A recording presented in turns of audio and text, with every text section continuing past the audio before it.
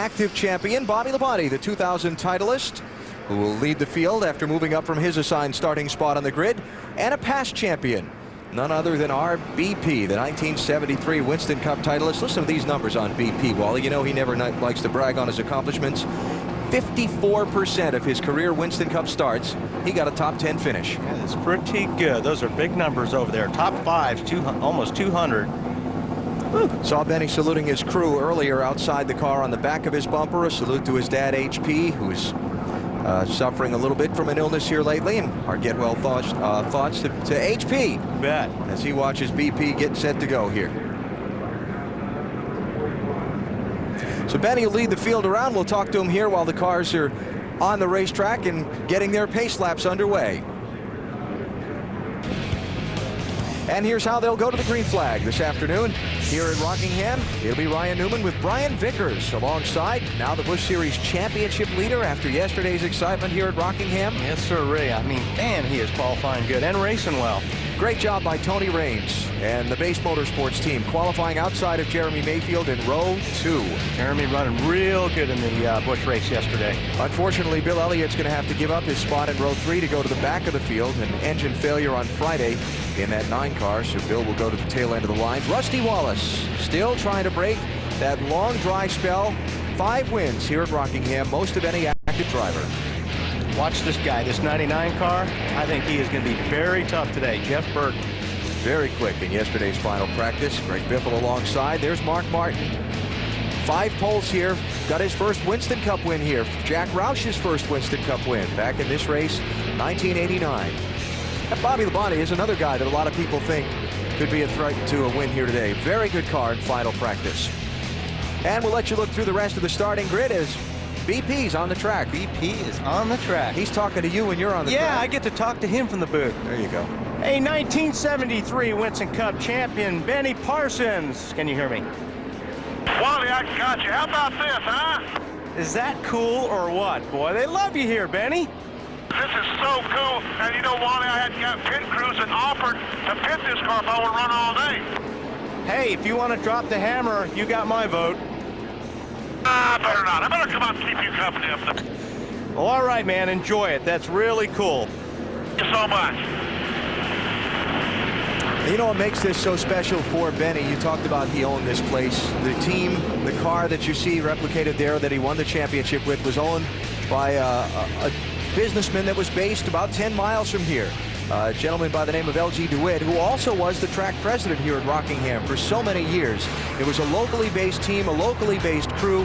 For Benny to win the championship here at Rockingham, he said many times, made it all the more special, and that's why his being one of the victory lap honorees here today is such a big deal. Well, this is home, boy. He walks around this place, and I mean, you can tell how much the people love him here. They just yell, BP! Yeah. We love you! So this is great. And Bobby Labonte, of course, the current champion, active champion, I guess is the proper way to phrase it, alongside, being saluted here. Bobby doesn't live all that far from here. He lives up around High Point, North Carolina. Pretty quick trip down to Rockingham, and the Labonte family's enjoyed a lot of success at this racetrack over the years as well. I tried to talk BP into lighting up some donuts right about this time, but he wasn't sure he was going to do it. Oh, he wants to. You know he does. Yeah. That's great to see. That's a lot of fun.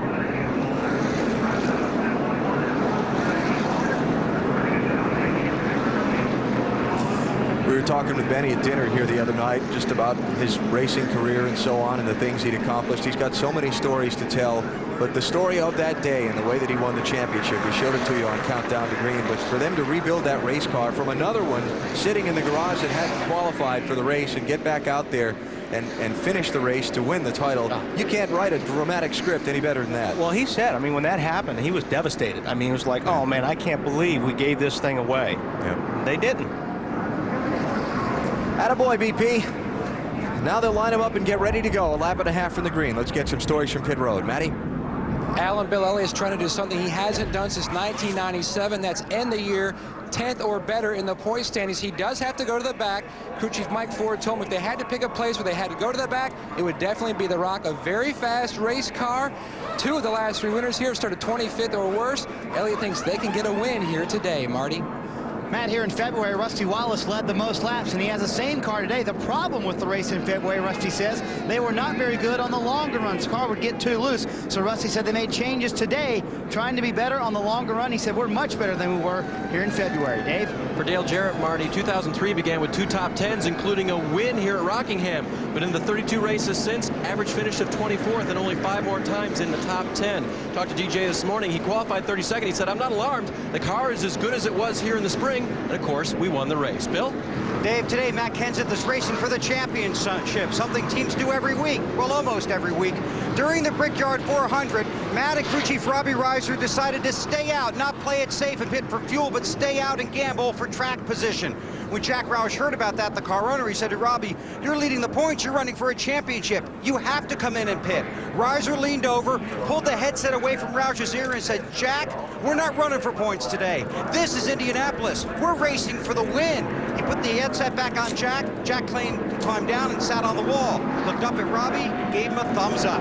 Matt finished second that day. If Kenseth finished his second today, he's number 1. Alan? Robbie Reiser, climbing up on his pit box a minute ago, gave this message to his driver and team. Hey guys, we know what we got to do here. Let's just be patient. Let the race come to us. Get this thing done. Good luck, you guys. Remember, we got to work for it. Let's go get it. Matt Kenseth starting 23rd today in pursuit of the NASCAR Winston Cup Championship. We're underway at Rockingham. And believe me, they would like to get this thing done today. Yeah. Get the pressure off.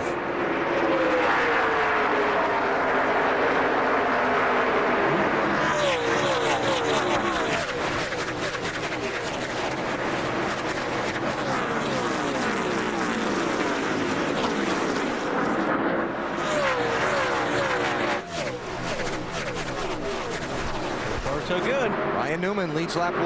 Brian Vickers second. Jeremy Mayfield third. Tony Raines fourth. Rusty Wallace settles in fifth. They're single file back to about 8th or 9th. Michael Waltrip in the 15 car looks like he was having a little bit of trouble there on that start. He slid up the racetrack in 1 and 2. He's kind of got him boxed up all around him, losing a few spots. Started the race in 11th position.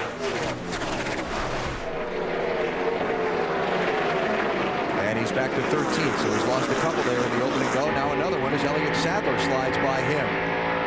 I talked to Slugger Robbie, Mikey's crew chief, this morning. He said when they tested here a couple of weeks ago, they concentrated on running the bottom and felt like they had their car good to run the bottom all day. That's not Mikey's usual way of going about it. And for Kenseth, trying to get around Dave Blaney for 21st place. He started 23rd. Yeah, normally you guys will start out at the bottom, but then you will start floating up to the top of the racetrack. You can't help it because of the tire wear. Bill? On the 17 of Matt Kenseth, Wally should be good on the long runs, maybe not fast on the takeoffs, but the longer they go, the car and the driver will get better. Consistency is their goal today, getting through the front by the end of 400 laps, but not at the beginning of it. Dale Jr. right behind Matt Kenseth. Of course, Jr. second place driver in the championship. And all those numbers that have been thrown around about Kenseth and the championship are all thrown out there based on Jr. winning the race. Basically, Kenseth just needs to have a lead of 186 points or better at the end of the day, and he started the day with a 228-point advantage. Second place here, Jeremy Mayfield working on Brian Vickers.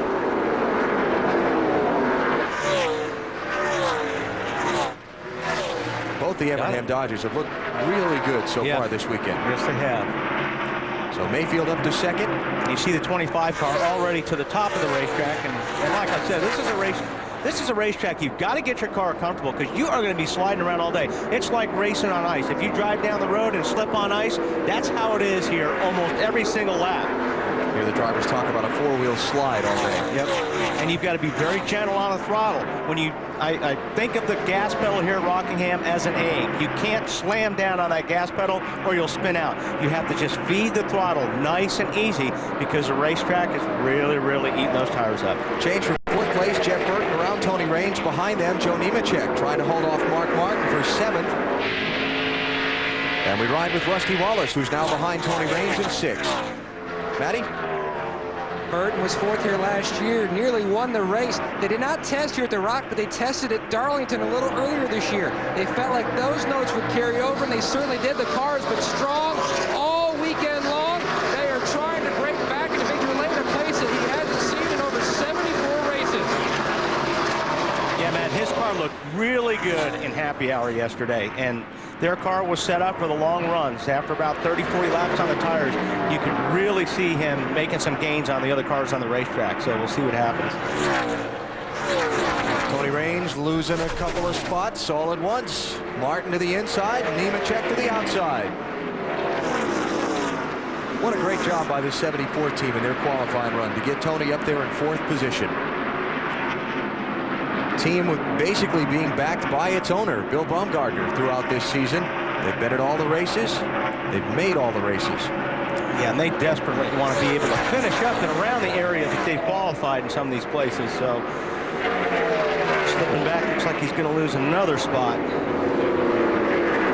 Pay attention to who leads today at lap 50. You could win a trip to New York City to serve as a special correspondent at the Winston Cup Awards ceremony. It's the NASCAR Big Apple Sweepstakes. Find out more about it at lap 50. And remember who's leading. Ryan Newman out in front. He's led all of the laps completed so far. 11 of 393 here at Rockingham.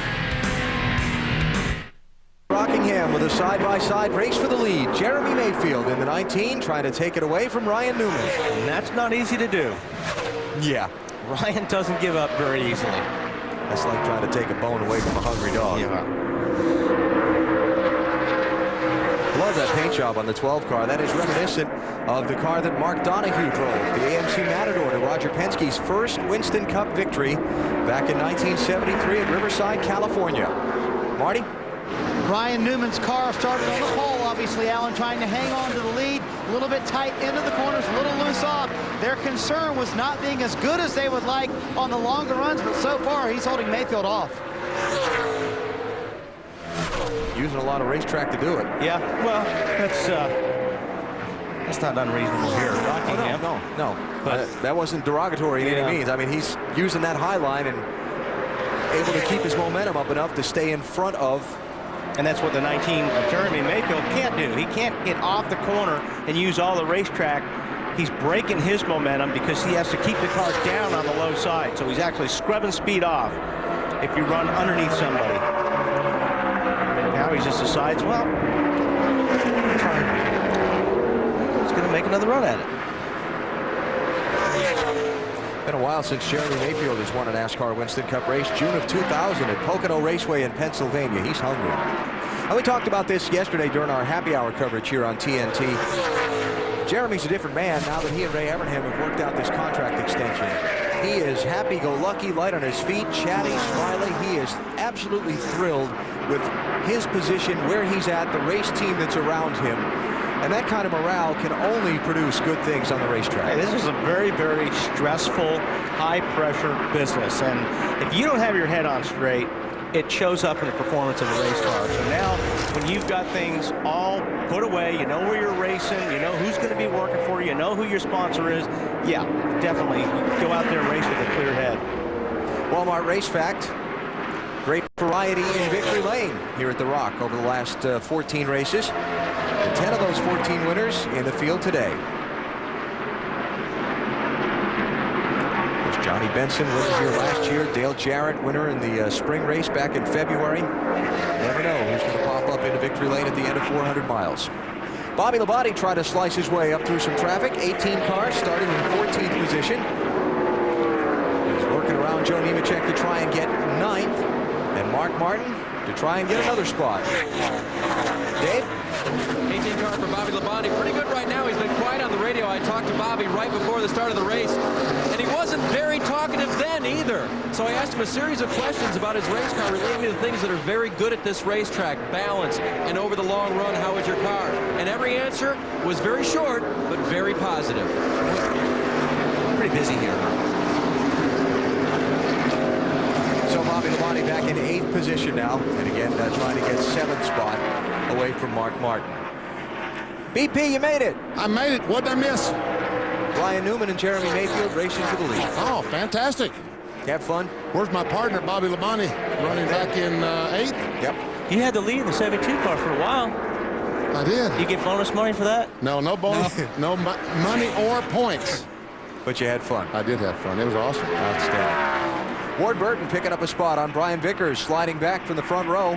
That'll be fifth, make that fourth place. How about 25 car, Dave?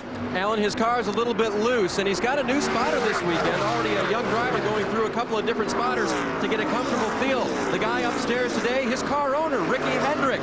Young guy who used to race in the series and now has given Vickers this opportunity. Car owner, of course, in the Busch Series, Ricky Hendrick becoming a spotter. He said, I was really nervous doing this today. It's the first time he's ever spotted. Well, it's the first time he's ever driven a Winston Cup car here at Rockingham, so They're together in their lack of knowledge. Exactly. That's a lame leading the blind right there. Ooh. Jamie McMurray, 42, trying to get a spot from Greg Biffle. You know who my very first spotter was? Who? In Atlanta. My very first Winston Cup race. Was it Benny? Yeah. Really? You don't probably remember that, but yep. All right. And I heard a lot of, oh, man. All right. Oh, that's terrific. This is for 10th and 11th place here between this year's two top rookie contenders. McMurray kind of taking a commanding lead in the Revestis Rookie of the Year Championship here over the last month or so. He's up 33 points on Biffle. Although there are always those discretionary points to be awarded. Here's a guy on the move toward the front. Dale Earnhardt Jr. started 26th. He's 14th now. Next car ahead of him there, Jeff Gordon to catch for 13th. Jr. has just flat out not run well here at Rockingham in his Winston Cup career. No lead lap Rockingham finish in 7 races. Average finish 29th. But they tested here twice this year, and I talked to Tony Eury Jr., the crew chief, just before I came up here. He said they're the best they've ever been, so we'll see. Ryan Newman is out in front, 29 of 393 laps complete. Jeremy Mayfield dogging him for the lead at the Rock. The Dodge of Ryan Newman is out in front, early going today of the Pop Secret 400 at Rockingham, North Carolina, second to last race of the NASCAR Winston Cup Series season. Newman's led all of the laps so far. Jeremy Mayfield in that red 19 got up to challenge him for a bit, but Ryan fought him off. Wendy's race menu next weekend. The season concludes at the newly remodeled Homestead Miami Speedway in Florida. Can't wait to see what it's going to be like on now the high banks of Homestead. It's going to be different. It's going to be fast. Yes. 12 noon Eastern next Sunday, NBC. That's part of Ford Championship weekend. Got that fabulous Craftsman Truck Series Championship race Friday afternoon. Speed Channel will have live coverage of that one starting at 3 Eastern time. Then the NASCAR Busch Series race Saturday, noon Eastern on NBC, with 6 drivers within 89 points for the Busch Series Championship. And a lot at stake in the Winston Cup race, too. More importantly, there's a car wash bet going on, too. That's right. You're in most the important thing. The NASCAR Busch Series race, and you've got to finish in the top 5, and that's with your last chance. You're not going to give me any margin on that. You're not going to be a nice guy and give me maybe top 8. You said you would finish in the top 5. No Oh, is this a battle for the lead? Yes, sir. All right. Mayfield caught up to Newman again in traffic. I'll tell you another guy that's coming really fast is Ward Burton. In the 0, yeah. Yes, he is flying. Marty.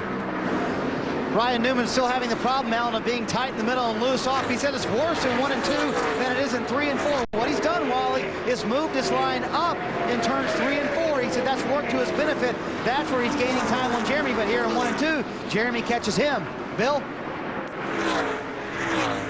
The 19 car of Jeremy Mayfield, very quiet on the radio. The only communication from Jeremy was the temperatures when he was asked for them by the crew. Just trying to follow Ryan Newman and hang on there at the front of the field. They're encouraging him, but not much back from the driver. Yeah, and I think probably why they're asking for the temperatures. It's not really warm today, but they want to make sure the temperature's good so they don't have to take any tape off the front of the car to keep the downforce on the front. Or if it's running too cool, maybe they can add a little bit of tape. Yeah. Which will also help put more downforce in the car.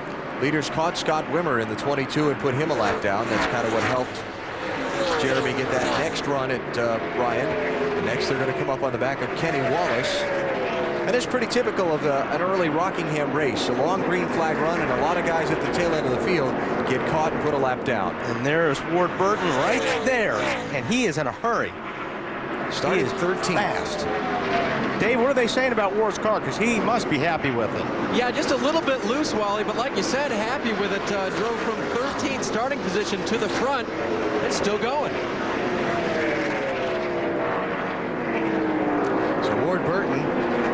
in the opening laps. Our Stacker 2 NASCAR Winston Cup track fact relates to Ward. Drivers who won their first Winston Cup race here at Rockingham. Ward Burton, one of those guys. Mark Martin, Donnie Allison. There he goes to the high side. Tony Stewart always has a good car here. When I go from here, I had a very good race car when I drove the 25. And check Jeremy Mayfield, a 19 car.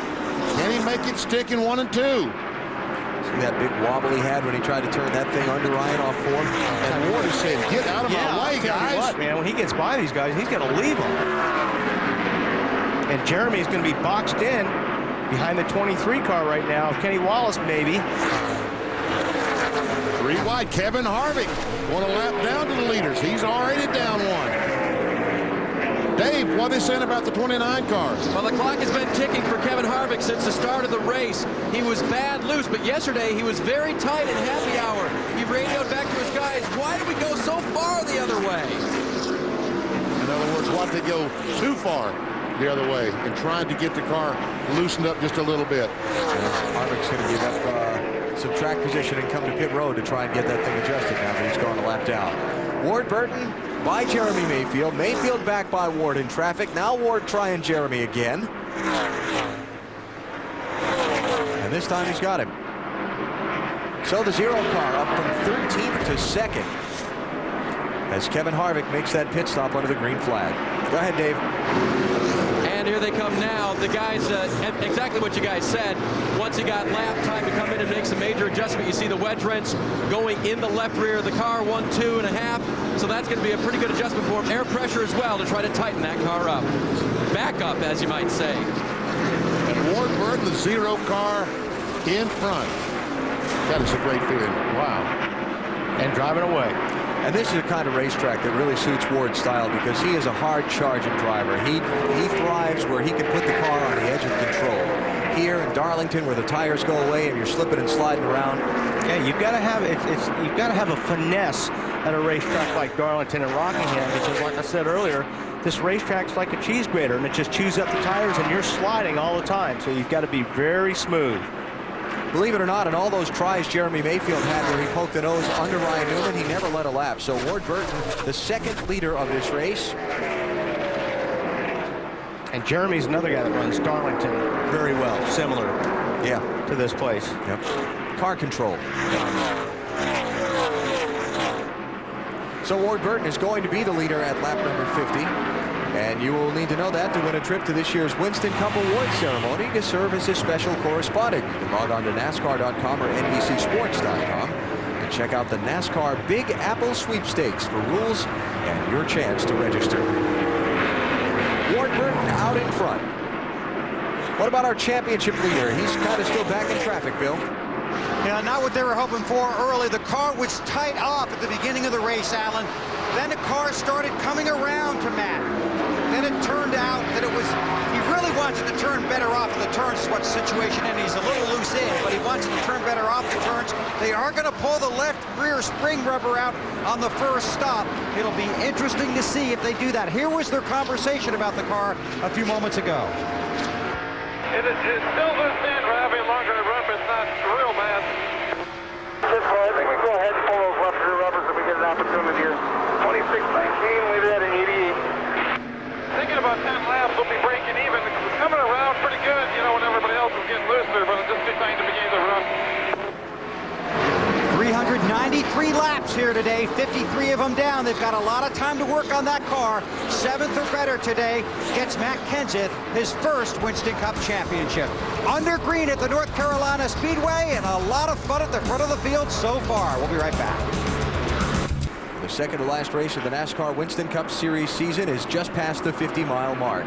Ward Burton out in front, the 95 winner of this race. Behind him, locked up pretty good for 3rd, 4th, 5th, and 6th. 12-car Ryan Newman is 3rd. Rusty Wallace and Bobby Labonte and Jamie McMurray trying to take it away. Looks like that 42-car McMurray is faster than these guys. We can get by them. Yeah, he's been really good in the opening laps here. Bill, he started back in 21st place. And the last time they talked to Jamie McMurray was right after the national anthem. He has not said a word in the car since the green flag fell. Just calling out lap times to him. He loves racing at this track. We saw some of that yesterday, Alan. he's another one of these guys that really runs this racetrack well. The car looks like it's a little bit loose, if anything. Now look, watch Kevin Harvick on the bottom there. We talked about Harvick. Whoa! Look out. Harvick pitted under green. He's got fresher tires than these guys, so he's going to come flying up through the field, and that's a strategy they call short pitting. Because he's going to stay out there 15, 20 laps before some of these leaders pit, and he'll be running from a second and a half to a second faster than these guys. So he's going to make up 20, 25 seconds. He'll make up that lap, and then he hopes everybody pits, and then the caution flag comes out. Right. That's his hope. But Harvick right now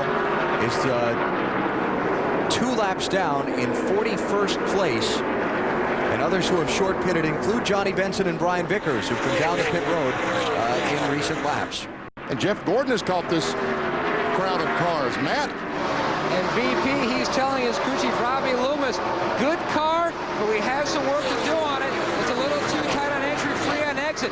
He hasn't said a word, though, since those comments back on lap 16. He's made steady progress up through the traffic. You see the scoring serial there on the 4-time champion. And now Brian Vickers in the 25 car coming up to Gordon's inside. That's another guy just short pitted and has fresher tires.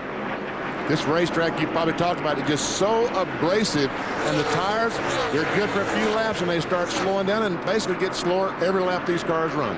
Dave? BP Vickers came in, made a quick pit stop, loose in, loose off. They made an air pressure adjustment to help Brian. Loose in, loose off. Not good here at Rockingham. If anything, you want the car to be a little bit tight getting into the corner, let it float up the racetrack, and then go. But boy, loose in here at Rockingham is terrifying. I like your driving on ice analogy earlier. And that's exactly what it feels like. It'd be pretty alarming to be out there and have a car feel like that at these speeds. Marty? Meanwhile, Rusty Wallace is doing the best he can, Wally, with a car that is loose off, he says. Same problem they had here in February. The longer they ran, the looser off they became, but he said not as bad. He described it as 4 loose. They will pit in about 9 laps, trying to end a 96 race winless streak. And that relates to our singular wireless race talk poll. Rusty, one of several drivers looking to end long dry spells, veteran drivers of NASCAR Winston Cup racing. That was a speed comparison of Rusty on this set of tires over the progression. 5 miles per hour. Show us the poll, please. There's a poll. Who's going to get off the schneid first? Strauber will end his winless streak first.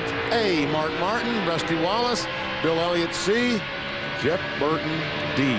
Bill Elliott has won since these other 3 guys, right? Right, Bill won last at the Brickyard 400 2002. Yeah. We want to know, who do you think will get a win first among that group? It's just fun. Cast your vote. See what you think. Could be today. Ward Burton out in front. He's led more laps in this race than he has all season. And he's been out in front for 20 laps today. As Kevin Harvick gets one of his laps back. 68 of 393 complete here at the Rock. Ward Burton out in front here at Rockingham, North Carolina. NASCAR on TNT. Perhaps the championship deciding race as Matt Kenseth is in position to clinch the title today. Ward is out in front of Jeremy Mayfield by a second and 2/10. All right, watch this here. Watch Kurt Busch. Yep.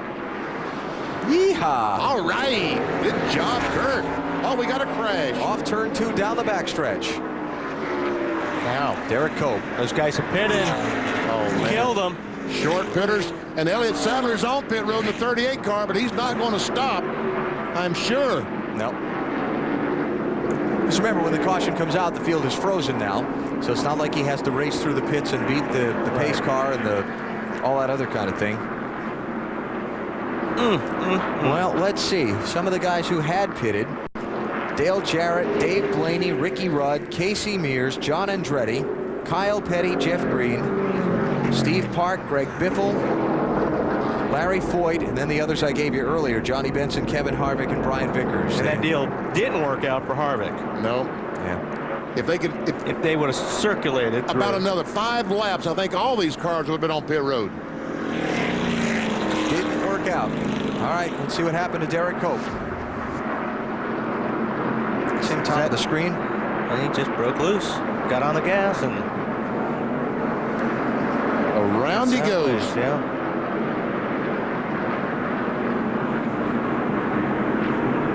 And the inside wall is saying, come on, Derek, come on down. We got you. We got you. Yep, we got you. I wonder if they'll pit. It would be my guess. And we won't be hearing anything about 2 tires today. Leaders on pit road at lap 77. Matty? Perfect timing for Jeff Gordon. He was within 10 laps of pitting as he hits his pit box. His car started out tight, was free on exit, looked for a track bar. You can see the wrench go in the back window. A track bar adjustment for Jeff Gordon, Bill. The Dodge of Jeremy Mayfield was just starting to get a little tight in, still a little loose off. Air pressure adjustment on the left side. Fuel. Marty. Biggest problem for Ryan Newman, our pole sitter today, currently running third, tight in the middle, just a little bit loose off. 2 rounds in the right rear wedge, trying to loosen it up, Dave. Race leader Ward Burton hit his marks perfectly. They changed 4 tires. Ward wanted the car to be tightened up a little bit on the exit, so they took air out of the right rear tire. But Jeremy Mayfield's going to beat him. Yep, 19 got to the scoring line first. I noticed Tony Raines missed his pit box. So he's got to go back around and come back in.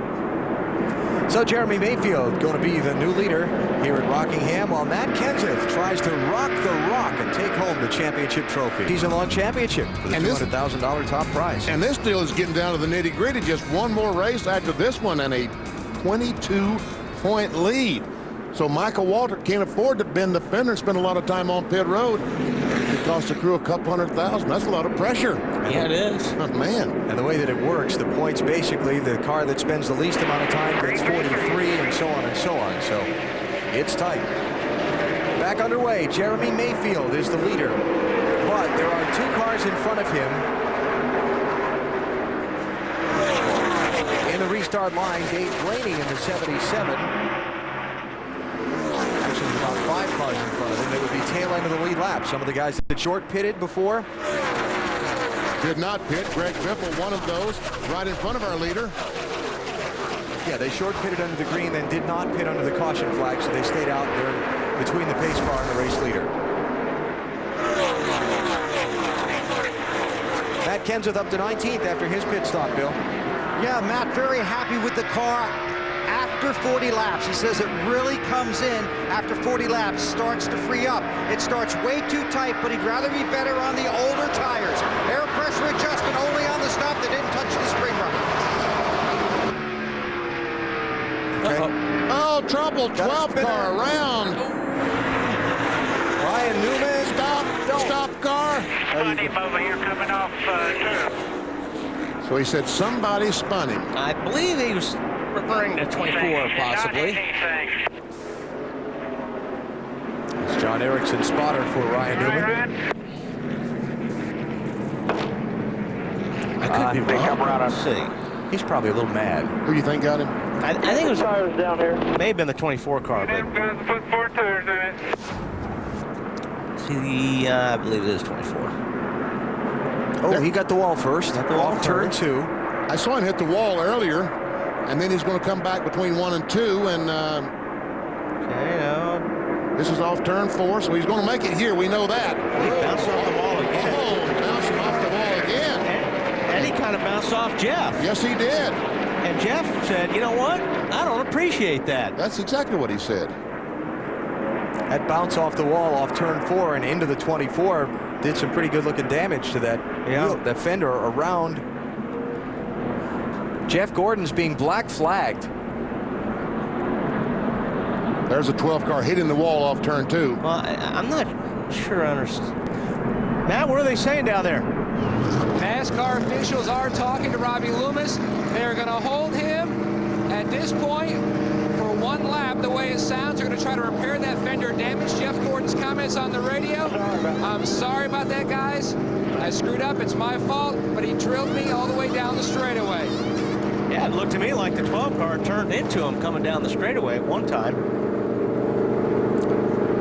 A rough driving penalty for Jeff Gordon. How about that? Marty? And Ryan has said nothing about the accident. The only thing he said is check the right side thoroughly. I think that may be where the damage is. They are going to do that. They're also going to change all 4 tires, and absolutely no reference to Jeff Gordon in any way on the radio from Ryan Newman. A little bit of left side damage. You can see right side not too terribly bad, but they will fix the fender damage here on pit road.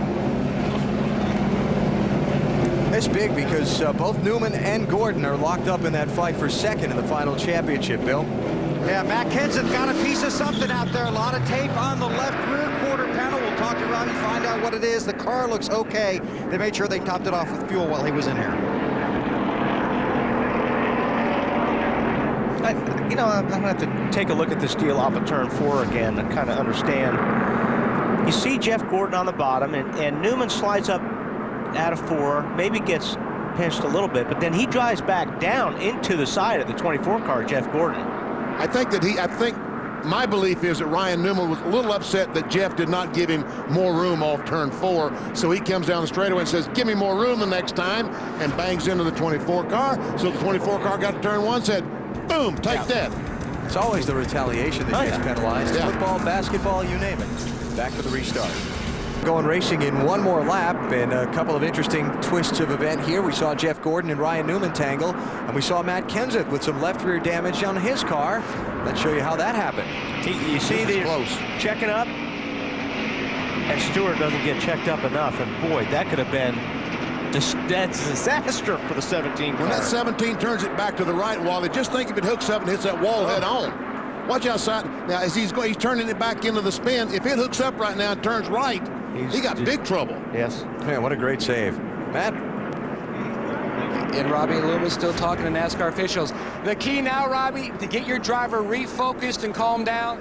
Yeah, he's focused and calm, ready to go. The DuPont Chevrolet is great. The guys in the pits are great. Just, Newman wanted to rough us up a little on the straightaway there. I guess Jeff didn't like it. Kind of lost our cool down there. We got to get everything settled down, step it up, try to get that baby in victory lane. Looking at the bigger picture, a win and also that second in points. He restarts 32nd, Alan. Yeah, and a lap down. Whew, a lot of work. A lot of work ahead of him. Ryan Newman back to 25th, Matt Kenseth 26th after their stop. Greg Biffle was the lucky dog on that caution, and Jeremy Mayfield leads the field back up to speed. Marty.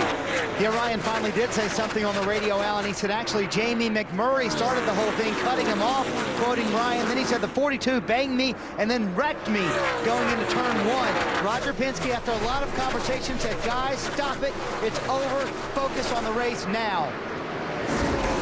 When Roger Penske speaks, you listen. They got the message, trust me, yes. I mentioned that Jeff Gordon was in that fight for second place in the final standings, plus Matt Kenseth involved in that incident. Remember that Kenseth needs to lead by 186 or better at the end of today to lock up the championship. And you see Gordon and Newman there tight together as they run. And Jimmy Johnson would not allow him. Kurt Busch, heavy damage to the left front. I saw some smoke underneath us here. Man, they're wrecking on the straightaway. That kind of damage, he's run up and over somebody. Oh, look, he's been into the outside wall, too. Yeah. Let's see what happened to him. Wow. Who's the other guy? Caution is out. There you see him up on the high line, I believe. Oh, and the 88 car got into, is that Casey Mears? Yeah. And then turned Casey Mears into Kurt Busch. Jarrett slides up, hits the nose of the, yes, sir, 21 car. Ooh, man, that's a lot of damage. On board Kurt Busch.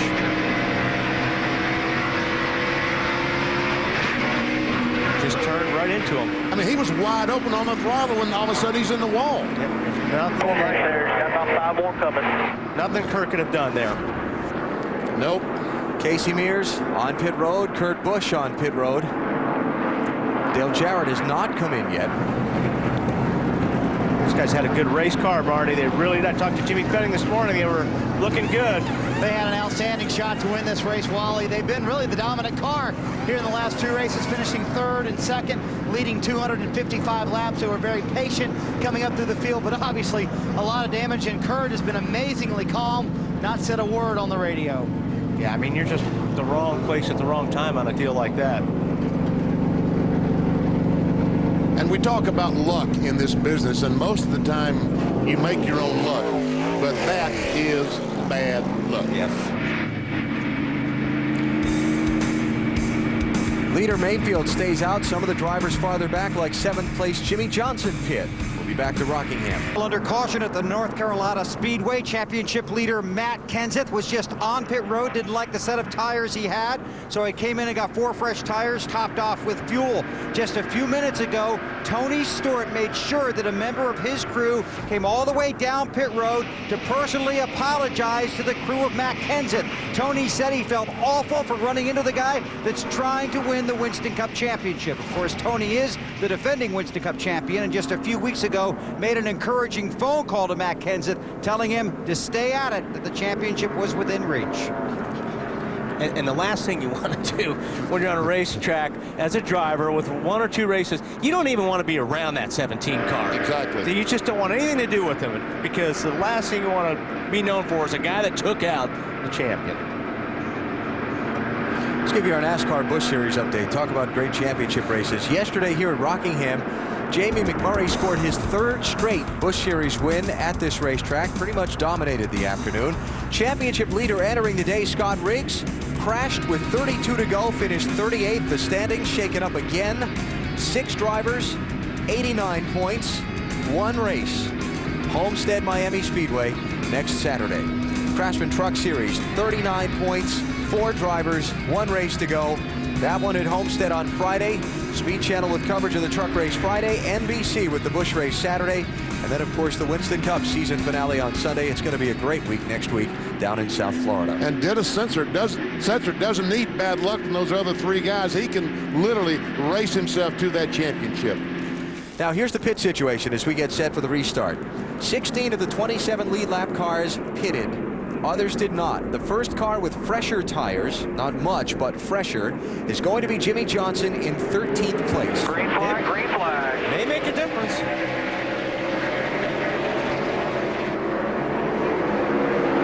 And Jeff Gordon, the 24 car, a lap down, trying to stay up in front of the 19 and hope the caution flag comes out quickly. He's in front of the 19. Yep.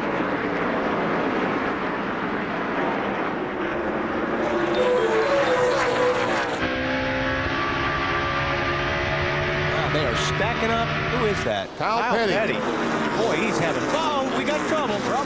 Jeff Burton. Knocked around, spinning down the tri-oval. That's what Jeff Gordon needed. Yes, sir. Jeff Gordon back on the lead lap. Come on in here. And you said they were stacking up, and that's the result of stacking up. Exactly. Kyle Petty had some trouble there in restarting. They were going on both sides and all over the place. And I don't know exactly what happened to Jeff, but he may have run up on it. Checked up, and somebody ran the back of him, or just checked up. Side with the tires off, both sides, guys get hit. And you're definitely going to have to change tires in that 99. Paul Andrews, the crew chief, yelling instructions to his crew on the 99. Cautions breed cautions. Oh, yes. Bunch the field together, things happen. I tell you, these frequent cautions we've had here all of a sudden, too, are helping guys get a lap back. Brian Vickers got the lucky dog last caution. Jeff Gordon getting the lap back on his own this caution. Now Johnny Benson is going to get a lucky dog here. Here's what we're talking about. 45 cars just cannot go. You see Jeff Burton up there got squeezed. Oh, him and his buddy were together over there. Robbie Gordon. His buddy? Yeah, you know, they've had a few He's thinking run-ins. back to Richmond when they had a little on-track tangle. Oh, that's right. I remember that. Traffic jam. That's what Wally was talking about there. And I tell you what, Robbie might have some damage to that 31 car. I think they had a little run in at Phoenix, too, a little bit. Championship leader Matt Kenseth in the middle. Real trouble on the front stretch, trouble on the front stretch. Back it down. Yellow's out. Yellow. Mike Kellenoff, the spotter's cool, That's wasn't good he? job. Yeah. Good job. Ooh. Jamie McMurray, Robbie Gordon, Jeff Gordon, some others pitting here, Bill. Yeah, routine for McMurray, just 4 tires and fuel. These guys some of them only have about 6 green flag laps on these tires. Marty? Caution not only brake for Jeff Gordon, but also Ryan Newman. As soon as they went green flag, he said, guys, I have a vibration. May have not gotten all the lug nuts tight. They'll get them tight this time, Matt. Both the 24 and 99 cars now leaving pit road. 4 tires. They checked out the damage on the 99. Nothing big. No adjustments. Car's good, no damage, everything's cool. I think the guys put tires on now. That's the right move. This place heats up tires under the caution. So So we'll see. I how would they like to make have it. him on, yeah, every time I can. 100 miles complete of the Pop Secret 400 at Rockingham, North Carolina. You're watching NASCAR on TNT. Let's see, Bill's running 5th right now. Rusty is running 7th. And we got Robbie and Jeff back together again. Nose to tail. Jeremy Mayfield is the leader. Ward Burton is 2nd. Michael Waltrip 3rd. Bobby Labonte 4th. Bill Elliott 5th. And you've got Todd Bodine, Rusty Wallace, Ken Schrader up to 8th. Kenny Wallace 9th. And Jimmy Johnson 10th. No cautions for the first 77 laps of this race. Then 4 in 24 laps. What did you just say, Wally? Caution, free. Yeah, somebody said it. And you agree with him? I agree. Kevin Harvick, after getting caught there short and pitting early, has missed out on 4 chances to get a lucky dog pass. He is trying to pass Elliott Sadler, which he's just done. Oh, we got another one spinning. He's going to get one now. Caution's out. That's Ricky Rudd. And No, Jamie Jamie McMurray. McMurray. No, it's Greg Biffle. I'm sorry. So the 2 bestest rookie contenders spin together.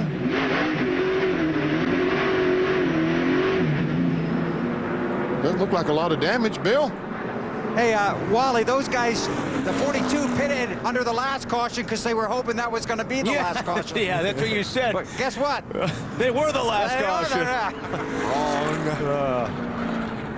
It looked like those. It didn't look like the 42 was happy there with the 16, but it could have been my imagination. And why did he pit so soon? Yeah, I think he doesn't want to run over, have a tire tear up on him if he thinks he's got a tire. Looks down or like the right rear may be flat. tear those fenders out, then he'll have all kinds of problems. See? Nope, right sides are up. Let's look at the lefts. What happened? And water coming out of the radiator. Let's see. Well, Biffle just spun. Yeah. Okay. I don't think he made contact with the inside retaining wall. Somebody must have maybe tagged the 42. There's 16. Greg Biffle. Let's see if he caught the wall. I think he did. Boy, if he did, he just skimmed it. Very nice. And here comes. Uh-oh, this Jamie. could be trouble. That's what did the radiator. So that would be why he would be overheating. Yeah. Oh. Just check up. He may have got tagged. It's hard to tell. All right, get it fired up if you can. Dale Jr.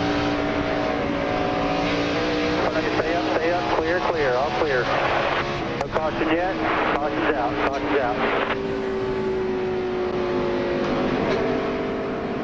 They've taken Jamie McMurray's car behind the wall. Greg Biffle's car on pit road getting repairs. Must have punched the radiator out of that thing. I think it did. Just hit just enough to puncture the radiator.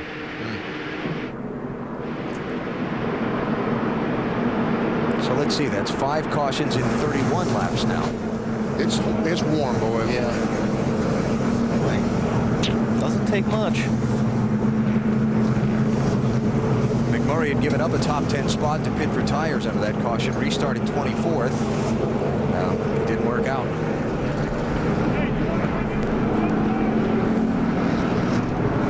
Our commanding view from on high. See Biffle right there, breaks loose. Does a great job keeping it off the inside wall. wall. Yeah. Because that backstretch is banked, taking the car down there. And he spins around. It's like, all right, I didn't hit anything. Yeah, but he's looking down the backstretch, seeing this coming. Uh-oh. But you see, now the 42 is going to run in the inside wall at the same time he hits Biffle, because he's hit Greg with the right side. I wondered how he broke the radiator, but I think the inside wall is what did it. Whoa. Oh, man. Jeff Gordon just gets through. Let's see how hard he hits the inside wall. Must be hard enough to break the radiator. Oh, yeah. Yeah. Man. You see the water already coming out under the yellow tape, see it? You just can't hit things like you used to at the front of the race car. You know this for sure, don't you? Yeah, I know this firsthand. Robbie Gordon. Head on the backstretch. Check up, Robbie. Check up. Check up. Watch right here. Stay high. Stay high. I got you. Go high. Go, go, go, go, go, go, go. All right, Robbie. There you go. Good job. Bobby's going. Whew. Tim Overby was telling him to go, go, go, wasn't he? Nice job. Yeah, you don't want to get run into. Not even a radiator here yet. They've got pit road closed because McMurray dropped a lot of liquid coming onto the pit lane. They want to clean that up before they turn any cars loose to come on in. So how about we give you our Coca-Cola family of drivers update. See how they're faring today. Mikey's doing well. Bobby, Bill. Remember, Elliott started in the back after an engine change. Jeff Burton was running up in the top 10 earlier. Stopped for tires after he got spun out down the front stretch. And there's even more of these Coca-Cola drivers. Rudd, Harvick, Busch, and Petty.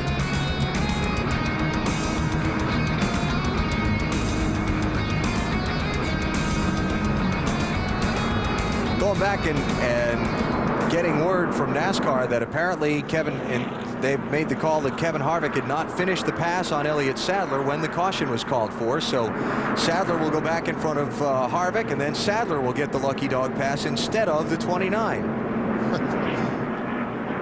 Kevin has tried. A lot of damage to the back of that 38 car. Yeah.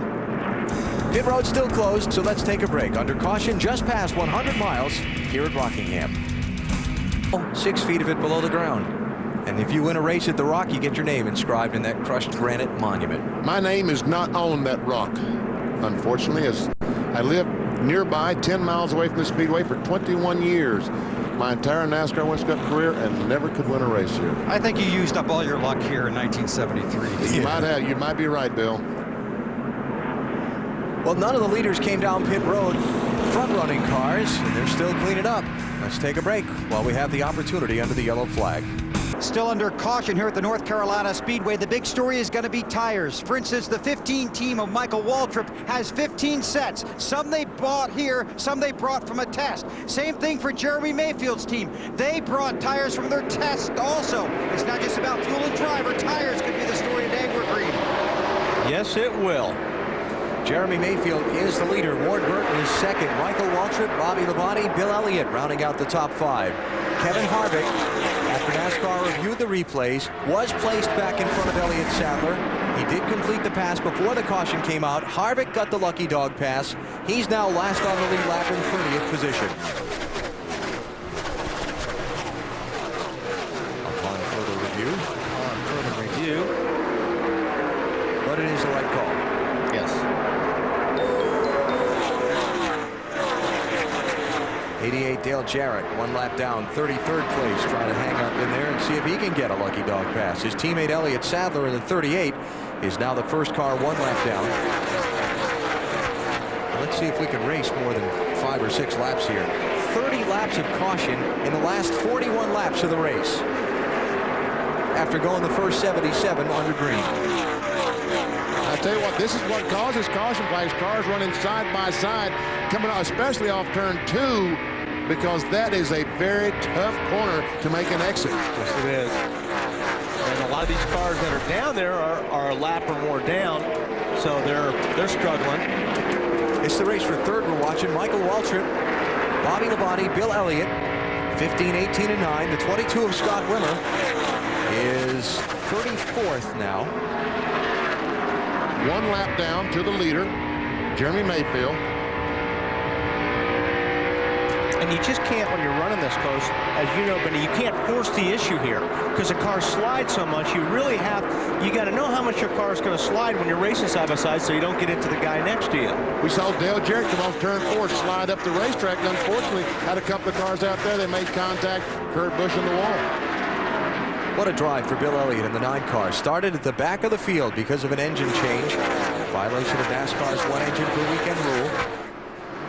After qualifying 4th, had to give up that, 5th, had to give up that starting spot, go back and basically start 43rd. And Matty, he's charged all the way up into the top 5. A quiet run, but he's starting to have a commanding run in the 5th position. Down in the 9 pit, we're talking about tire management, not on the racetrack, but on pit road. Elliott's guys, they are looking awesome. They have 10 sets in the pit, and hidden about 25 yards from the pit, another 4 sets of sticker tires. So they are in great shape. The 24 and 48, not. Their pit crew coach, Matt Clark, going up and down pit road. He says it's like a pack of vultures. You're trying to be the first guy to get to a team first to get some more sticker tires, Dave. Man, I checked with Goodyear officials on how many tire sets guys had mounted up today. Between 5 and 15, according to them, up and down pit road. And what happens if you run out and you want to get more mounted? Well, if you have extra rims sitting around, you can take them down there, buy some more. Goodyear has the tires here. But if you already have them mounted up and they're just used, you can also take them down there, get them dismounted, and get a new set put on there. So the tires are here, but it may save you time if you're already set up down here. Again, some teams as few as 5, some as many as 15 sets ready to go tonight. Dave, Goodyear does have more tires down there? They certainly do, BP, and if you'll bring your rims down here from your victory lap car, they'll put more on for you, too. Dave, BP already sold those to a team. Exactly. I got double the price. See, they thought they were out of tires. And again, the reason the tires are such an issue at Rockingham, the abrasive track surface, new tires, a definite advantage. You'll fire fresh tires at the car every opportunity you get on a caution flag pit stop. Michael Waltrip, what a great drive he had at Phoenix last weekend after a real struggle they had for about a 5 or 6 week period. Got a 5th place run at Phoenix last week. One of Michael's season-long goals to finish in the top 10 in the NASCAR Winston Cup Championship. And that 5th place run at Phoenix has him now 124 points away from 10th place Bill Elliott. Problem for him right now is Bill's just 2 spots behind him on the racetrack. Speaking of championships, what about the 17 car? There he is, racing alongside Mark Martin. He's 21st currently. Bill? Not a lot of laps to tell how the car is, but Matt does believe it's going to get better, especially the second half of the run. After they stopped last time, Robbie Reiser told his guys, start shopping for tires. And the one thing about the tires, when you get them, then you have to glue the lug nuts on, and you need enough time for those lug nuts to set. It is cold here today. You don't want those lug nuts falling off when you try and put those tires on. So that could be another problem they might face later in the day. So it's not so much about tires as you need to have enough wheels. Exactly. And that's a very good point about gluing the lug nuts and having them ready to stick on the wheels. Watching Jimmy Johnson try to work his way back up through. Remember, earlier Jimmy Johnson stopped at lap 94 when a lot of the other front runners didn't. He gave up 7th place, restarted 13th. He's trying to take 5th away, and has done so from Bobby Labonte. Now he's trying to take 4th away from Bill Elliott. And it's about 8 laps of green flag racing, fresher tires for the 48, Matt, right? Indeed, Alan. He's running in the 5th position. The panic alarm went off about 5 laps ago. He said, I feel like I'm running on 7 cylinder. Chad Knaus, his crew chief, told Jimmy, go to the backup box. There's a smoker on the front stretch. Go to the backup box, but you have to pull the chip because it won't be enough RPMs.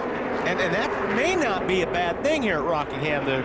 You know, you don't spin the tires as much if you think you're on 7 cylinders. It feels like you can jump on a throttle harder so it won't spin the tires. There was the car that was in smoke down the front stretch. Dave? Yeah, 2 words and they're not good. Blew up. Those from Kevin LePage, the driver. But we stay under green. A look from the spotter stand. They say track is clear down the front stretch. Jeremy Mayfield has opened up a 3-second advantage on Ward Burton since we've gone back to green a little while ago. Our Winston Cup season with Matt Kenseth trying to lock up the 2003 championship today. Kenseth is running in 24th. Jeremy Mayfield is the leader. Do I hear a watch? The 4 car evidently has blown an engine, and we have all the teams there negotiating with the tire specialist trying to get their new tires. Look at them. They're almost every team on pit road there trying to get a set of tires. And negotiating's the word, BP. What do you think he's getting out of that? Let's see, you got Granger down there. You got a gift certificate in the Granger store. There's a DeWalt guy from Kenseth's team. They got Target in there. Anything on aisle A, B, 14 at Target. Singular guy. Oh, we'll give you a phone. Yeah. Go ahead, Dave. You know, guys, but the inside track is the 31 team thinks they've already landed the bargain. They think that anyway right now. What is he offering, Dave? Free cell service?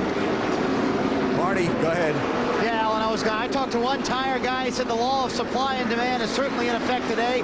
These tires normally cost $1,600 a set. He said they may go for as much as $2,500 per set of tires. He said, I don't care. If it helps us win, it's worth it. BP, you and I are entering your car next time. That's right. Hey, would you come in, mount 10 sets of tires, and You can take a lap or two? yeah, And I'll do the negotiating. exactly. Oh, man. I feel bad for their teams then. I don't feel bad for Jeremy Mayfield because he has got a strong lead at this point in the race. Almost 4 seconds out in front of second place, Ward Burton. Went back under green at lap 117. We're at lap 141, now working 142, and Mayfield is checked out. Where's Kenseth at? He's back 24th. As they run. And Jimmy Johnson has 8 laps fresher tires than some of the competition, has moved up to 3rd place. Well, it's not a clincher at this point. Nope, even Junior still has a chance at 177. Remember the magic number for the day today? That has to be... Nice going. Thank you. That has to be 186 for Kenseth to take home the trophy today. And I am absolutely positive he wants to get this done today. No, absolutely. How's Let's Make a Deal going, Dave? It's going real well. Kind of hectic right now for Jimmy Bender. He's saying, what's it going to take to put you in a set of tires? Jimmy, who wins the bargaining here? Well, it's the guys that you work with all year, but I mean, for how many sets of tires I got left over, I think I can make some more friends. So you're spreading them around a little bit. Yeah, I got to get rid of them since we aren't going to use this tire anymore this year. Championship leader gets some, the 17. Yeah, I'm going to take care of the 17 and as well. All right. Good job down here by the 4 guys. Jimmy's got a big job. All those people hanging around just trying to get that rubber, guys. And let me try to explain why there is such a shortage of tires, because this is the last time that Goodyear's going to use this particular tire at this racetrack. So there's no need to bring 100, 200 extra tires. They just have to throw them away at the end of the season. So they used everything they had. Jimmy Johnson using those 8-lap fresher tires to his advantage, taking second place from Ward Burton. Remember, he restarted 13th after his pit stop a while ago. And it makes a difference. I mean, those 7 or 8 laps, it doesn't make a difference at a lot of other racetracks, but it does here at Rockingham. That's why I was surprised a lot more people didn't come in for those tires when Jimmy Johnson did. That's Jeff Gordon here. Ooh, up in the dirt.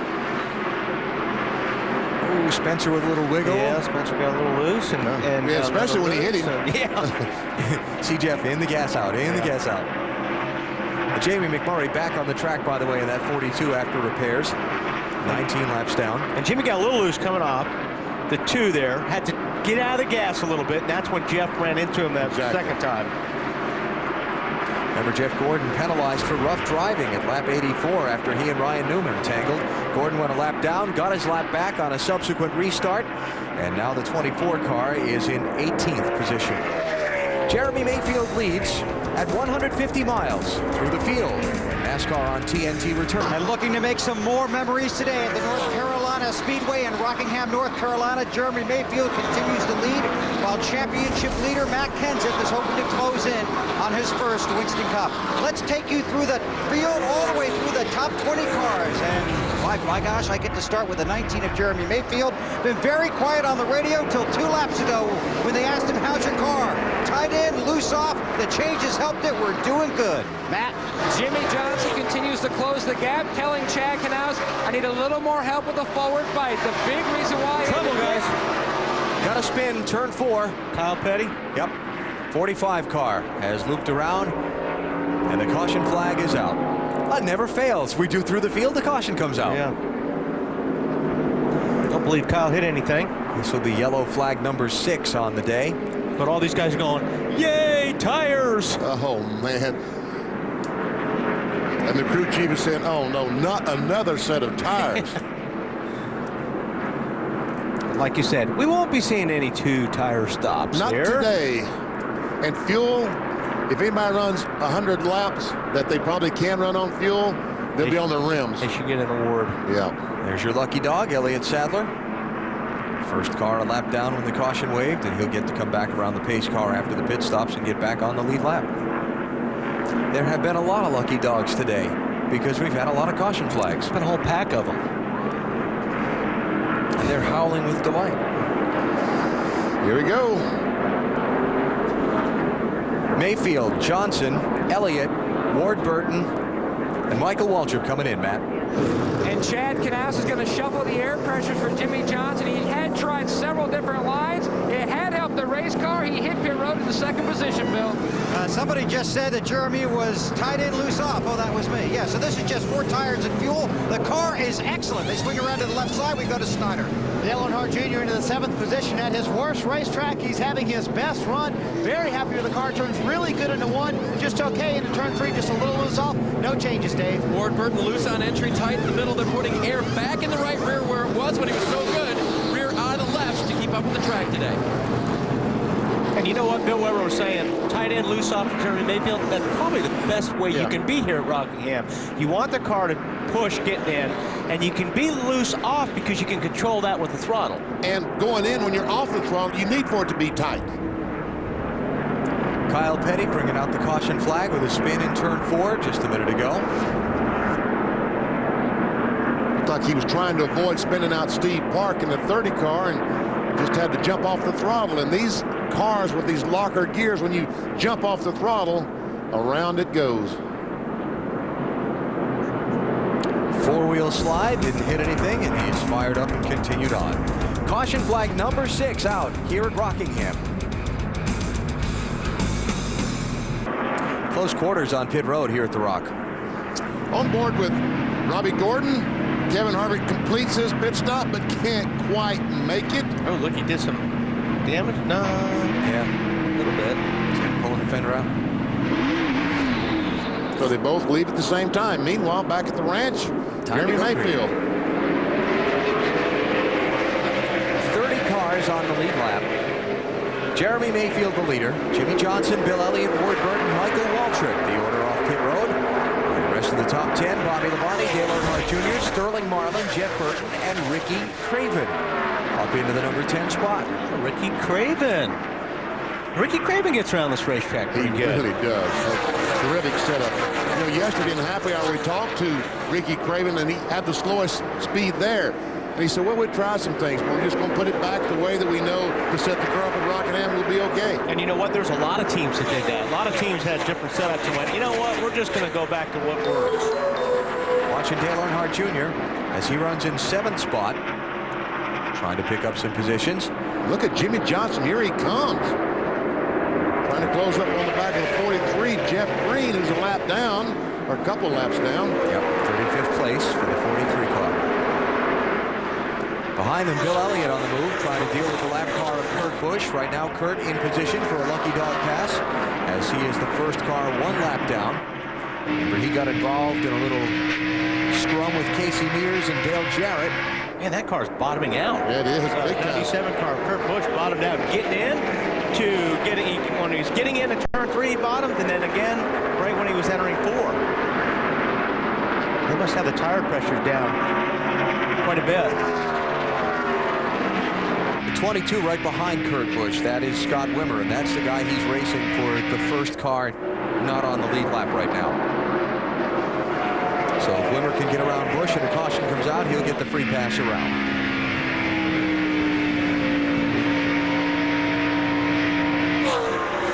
Let's see, stories in this one. Long green flag run to start with, and a series of caution flags that have kept this race under the yellow more than the green here recently. Ryan Newman and Jeff Gordon tangling at lap 84. With Gordon getting penalized a lap, which he got back fairly quickly. Some tire strategies being played. Let's make a deal being played out on pit road as people search for fresh rubber with all the cautions and the championship quest. He's still in the thick of it. He's still, I don't think he wants to be there, does he, Bill? I don't think so at all. He just can't get the car to go, Wally. Says he doesn't know what to do with the machine. It's loose off the turns. They did take out a left rear spring rubber, gave him 4 tires and fuel, but right now, Johnson and Jr. trying to close in on Kenseth. Kenseth around Todd Bodine to pick up 20th. Now the next car in line is the 7 of Jimmy Spencer. I mean, in the middle of it. That's what we talked about earlier. Something happens. Yeah. You're right there. Well, we saw when the spin happened in front of him earlier, and he slowed down, and Tony Stewart didn't get checked up as quickly. And Benny, you talked about how Kenseth could have just as easily got knocked around into the wall and heavily damaged that car. Yeah. Well, like somebody we saw back in 1973 here. Battle for fifth. Junior goes by Bobby Labonte, takes over the fifth spot. Junior in the 8 car. Marty, what about the 8 car? He's very happy, VP, and it's unusual. He usually has 1 or 2 things to say about the chassis, but this last time, very happy with the chassis, and it turns into one. Great, a little bit loose off. They decided to make no changes on this last stop. They tested here, so the tire situation, they're fine. They have 13 more sets of tires. You can't believe how many offers to buy these sets of tires they've had today. Junior hunting that high ground to see if he can get around Michael Waltrip, his teammate, for 4th spot. Oh, got a good run right there. Boy, did he ever. That's almost like he had 100 more horsepower than Michael, and we know that they have basically the same amount of horsepower because the same engine room builds them. So Junior up to 4th, and for the race lead. Wow. Jimmie Johnson out front for the first time today. Well, not so fast. Here comes Mayfield. What was that all about? Hey, man, are they making deals down there? What? Before the restart, Jimmie Johnson said, ask the 19 if I can get out front, grab 5 bonus points, and then just let me settle in, and I will ride. One other comment, though, being a would-be aerodynamist, he did tell Chad, you should see the rear fender on the 19. It looks more like the Batmobile than a Dodge. Observation from Jimmy riding behind Jeremy there. He's trying to be an official. He's trying to figure out why that car's getting through the corner so much faster than you. And that's what you do when you're driving. You're looking at, especially when you're following a car this long, you're looking at all the rear bumper and the fenders and the spoiler, the way the roof is slanted. Then you go back after racing and go, you know what, maybe we should do this. And just to detail that situation, you heard Chad Knaus say, thank you, Ray. Obviously, the deal cut there with Ray Evernham, the team owner, to let that 48 car get 5 bonus points for leading a lap. Remember, they're in that fight for second in the championship. 88 car had the left front tire smoking pretty bad the last time, Marty. They either ask him what it is. His spotter, Bob Jeffers, saying it might be a wheel bearing. DJ said, I do have a flat or something is wrong. They are going to bring him down pit road, change all 4 tires. Conversation continues as to what exactly it is. Wow, DJ having a hard time hanging on to that car, huh, BP? Yeah, it looked like it was just the fender rubbing the tire, but here comes Jimmie Johnson one more time for the lead. When I first saw it, I thought it was the fender rubbing the tire, but might be more serious than that on the 88 car. Now that one's for real. Yeah, that's for real. deal. That counted. Jimmie Johnson, new leader. And now Bill Elliott closing in on Mayfield for second. Pretty good day for those red Dodgers, huh, Bill? Yeah, especially the 9, and then Jeremy Mayfield having a good run too, but his car's just too loose, and they didn't make any changes last time, so you know what they're going to blame it on, Wally? Tires! You got it! Bill Elliott working the outside of his teammate in the other red car. This team, no change in their last stop. The car is so good, Bill was afraid to touch anything. They're just trying to get a better read on it. In fact, Bill did say you can see where the track is starting to get some shade. They're worried the track is starting to tighten up. So Bill Elliott the second behind Jimmie Johnson at 177 of 393 here at Rockingham. The NASCAR Winston Cup Series for the 77th time today, and we're closing in on halfway in this 400-mile race. Jimmie Johnson out in front, 4th different driver to lead on the day. Johnson in the Lowe's 48 started back in 18th position and took the lead for the first time at lap number 170, then for good here at lap 174. We check our Little Debbie lap leaders and those who spent the time out in front. Jeremy Mayfield the most so far, followed by Newman, Ward Burton, and then Jimmie Johnson has led for 11 laps at this point. Talked about Dale Jarrett having some troubles earlier, Marty. It was more than a flat left front, broken left front hub. That's where DJ was feeling the vibration. They are behind the wall now. They're going to replace this hub, get him back out, but we will not have a season sweep here at Rockingham. No. Looks like a wheel bearing has caused the hub to go bad. Yeah, that's the start of it there. For the lead, Bill Elliott. In on Jimmie Johnson's bumper. He got a great runoff turn 4 that time as well, and look at him go to the bottom of the racetrack. The cars, Wally, that tested here, looks like they can run on the bottom. Dale Earnhardt Jr., Michael Waltrip, Bill Elliott. looks like they've learned something during that test. What an incredible drive from last to first for Bill Elliott. And we're not even halfway through the race. Elliott, a three-time winner here at Rockingham, made his first ever Winston Cup start at this racetrack on February 29th, 1976. You'll appreciate this, guys. He started 34th, finished 33rd, and took home a grand total of $640. My, how far we've come. I think Matt Kenseth's check, if he takes that championship today, will be considerably more than $640. You think, Bill? It certainly will be. And guess what? He's moving forward. Little loose on the exit, but the car's going through the center of the turns much better with the spring rubber removed from the left rear. Matt now on the march to the front. Up to 15th place. And once again, if he leads here with a 186-point lead, the championship is his. And if it's less, pretty much all he has to do is start the engine up next week, right? But he's got to get there. He's got to get there. Yeah. Ward Burton, very strong earlier in the race, now has slipped back to 7th spot. Sterling Marlin trying to put some pressure on him for that position in the 40 car. Haven't talked a lot about the 40 so far today. Sterling started 31st. That's that Burton behind Sterling. Yep. Sneaking his way back in. 99 car involved in a spin down the front stretch back at lap 101.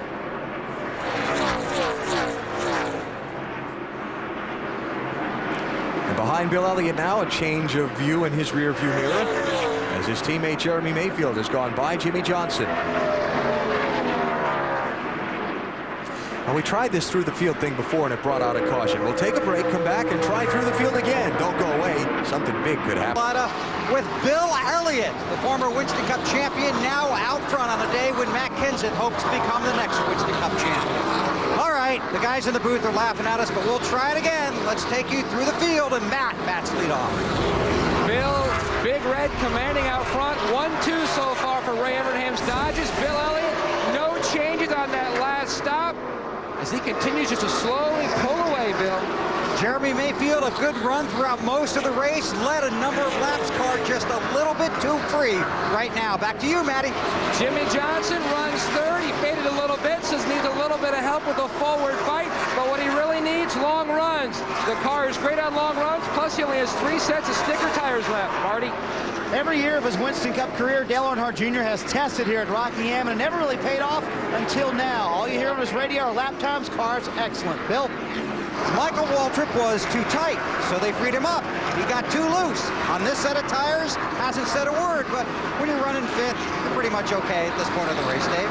Labonte's team made a wedge adjustment on the last stop to fix a tight middle loose-off condition. Car's still just a little bit loose. It's been loose all day for Labonte.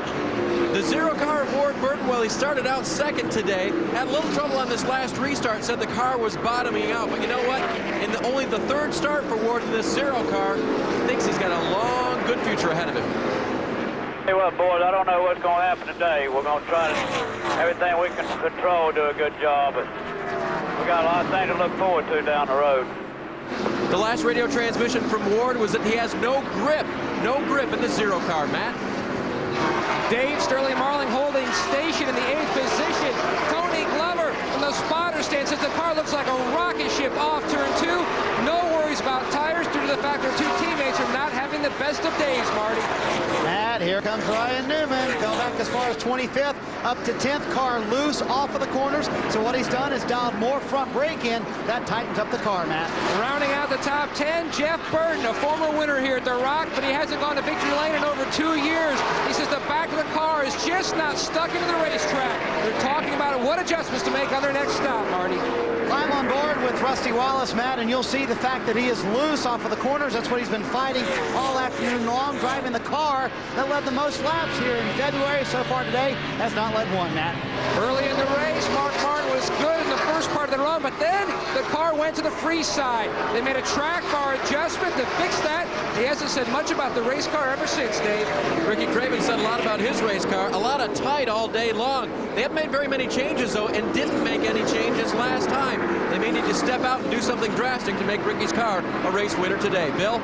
Matt Kenseth currently running 14th on the racetrack. 7th or better clinches the Winston Cup for him, no matter what happens. He's from Cambridge, Wisconsin, where they like to say the population is 1,100. And Matt, it is the heart of Middle America. He went back there a few months ago and was honored at the Madison International Speedway. Well, today in Cambridge at the sports page, these are Matt Kenseth fans watching our TNT coverage, hoping that the celebration is there as well as here this afternoon. Again, Matt needs 7th or better for the championship, and that place and this place will rock. Continuing through the field, the 16 car of Greg Biffle, not one of their better days, but they've made a nice recovery. Biffle hasn't said much on the radio recently, trying to climb up, currently running 15th. Matt? Jeff Gordon, Bill, trying to recover from his pit stop. He was blocked in by the 74 car. They made a wedge adjustment and took some tape off the grill. The water temperature had climbed all the way to 260. He currently runs in the 16th position. Tony Stewart has been struggling today. Just talk to the crew. The car is still too tight. It simply will not turn. As for the 49 car of Ken Schrader, a strong run for these guys, looking for another strong finish and looking ahead to next season. Schrader currently running 18th on the racetrack. Dave? Jimmy Spencer has been complaining about his car not being in the track. They made track bar adjustments all day long. Last time just a little bit loose. They went down on the track bar again. Marty? Rockingham start number 53 for Ricky Rudd. They've made no changes on the last 2 stops. They're good on the longer runs. Problem for them, they can't get a run long enough to show just how good they are, Alan. All right, there are your top 20 out of 27 on the lead lap. Hey, Weber, we got through it. How about that? And you guys were laughing at us here. And guess what? Yes. We'll try it again a little later. I'll bet we do. And this long run that we've had on this green flag run is the best thing that can happen to all these guys that are short on tires. Bobby Labonte trying Ward Burton for 6th place. Not quite. Went back to green at lap 156, so 50 laps on this set of tires now. Well, that was the last lap they pitted. Little less than 50 on the set of tires under the green. And Bill Elliott out in front. He took the lead at lap 186. You're watching NASCAR on TNT.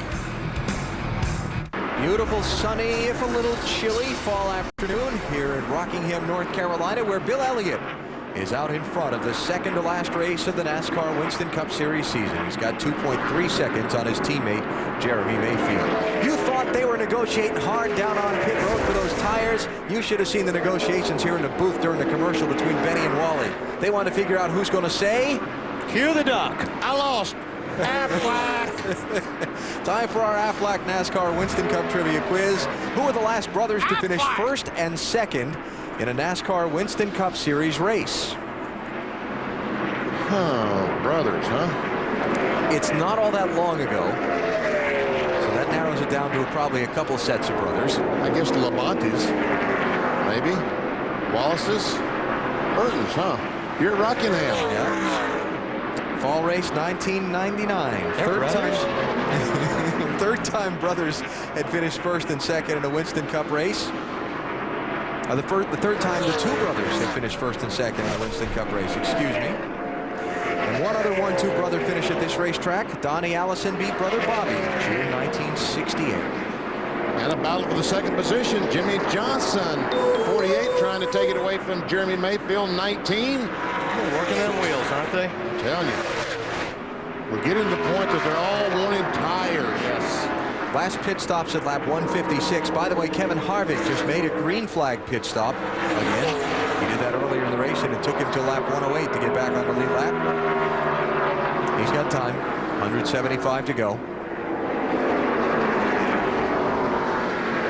So Jimmy Johnson to second and Mayfield to third after dominating the middle chunk of this race.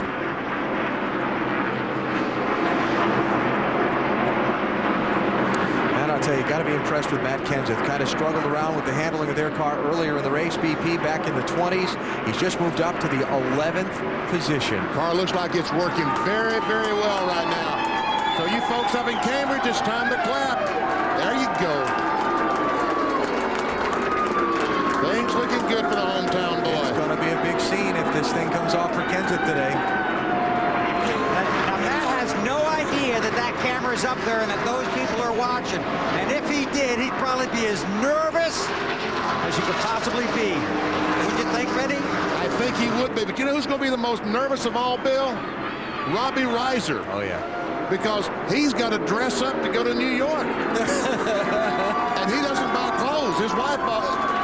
Oh, he's in big trouble. I think he'll put up with a tuxedo for a night. Oh, he's in trouble now. Robbie's in big trouble. All right. Well, it's 173 laps away, but the 186 key number being met by Kenseth so far through the day here at Rockingham. The trophy's in the house. Will Matt get to hoist it at the end of the afternoon? Stick around and find out. 24 cars on the lead lap, past halfway here at the Rock.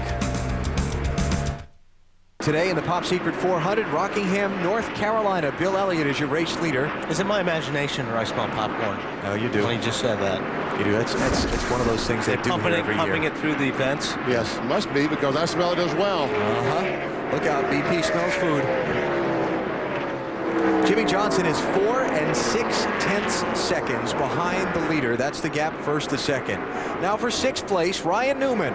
Oh, he gets blocked behind Steve Park. Oh, he hates that. Got to make another run at him here. And Sterling Marlin, that 40 car is right there. They've been out there for long enough on these tires that this is where the four-wheel slide, who slides the least, comes into play. Yeah, you have to give the guy a lot of room if you're going to pass him down on the bottom of the racetrack, because your car will slide a long ways. Remember Ryan Newman involved in an incident back at lap 84 with Jeff Gordon where they banged fenders about 3 times in a couple laps. End result, Gordon spinning Newman out. Jeff was penalized a lap for that. Newman fell back to 25th place at the time. Gets the spot. Put him back to 6th spot. Ryan starting on pole today, leading the opening 47 laps. You know, 48 car was it seemed like before this last lap was better on the long run. That's where he really started to shine. But this time it looks like the 19 in Mayfield is better. Yes, sir. So Jeremy back to 2nd place. Best finish at Rockingham for Mayfield. 5th place run. The spring race, 1999. Caught up in a wreck here in this year's first race back in February. You know, the Evernham teams, when Ray Evernham left Jeff Gordon and Hendrick Motorsports to go form this operation, a lot of folks thought, boy, there's going to be a lot of success here, and it's going to be big and it's going to be fast. It's taken longer for Ray to get his teams to where he wanted them to be than even he expected, but it sure seems like they're there now. Yeah, it looks like that they really have finally gotten to the point that they are a contender almost each and every week, and that's all you can ask for, is just a chance to win. Then it's up to the teams and the drivers to get the car set up well enough to go out and win. Dale Jarrett had been behind the wall, but he's back on track now after repairs. We saw the left front hub and bearing damage earlier. DJ, 41st place, 52 laps down. Not going to be a good day for him. In fact, his win here in February is about the only highlight of his season so far. We talked with Dale about the struggle that's been 2003 earlier this weekend. The hardest part has been on days that we have performed in a reasonable manner. The finishes don't show that. And then we've had so many bad days that you put all of that together, it looks like everything was just horrible. But we have made gains, and don't give up on it. I talked with Eddie DeHaan, who's been newly hired as the general manager of Robert Gates Racing. He said, aggressive, aggressive, aggressive is the program for that team this winter. They've got big plans for their research and development. He said you will see these 2 cars perform much better in 2004. And Matt Kenseth continues to go toward the front. He is just right behind Michael Walter. Last time I thought he was going to get him down the front stretch. He's currently up in the 10th position. And Mark missed his pit stop. Ooh, that's going to cost him. Man. Yeah, stopping to back up on a green flag pit stop.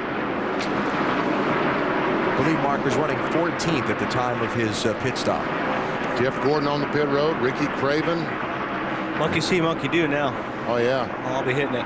Well, it's about that time, though. 156 was the last time they pitted. I know, but it's as soon as the first guy hits it, it seems like everybody comes after him. Matt. Jeff Gordon did make up a little bit of gain after being blocked in that last lap. Made up 7 spots, but the car is tight in the middle. Steve Letard, the car chief, told me they're going to make a chassis adjustment. You did see the red in the back window. though, Dave. 32 cars still very tight. They are going to go to the chassis adjustment this time. It'll be up on the track bar. Try to make that car a little bit freer through the corners for Ricky Craven. Remember the last time all these guys stopped, and what, 2 or 3 laps later, out came the caution flag.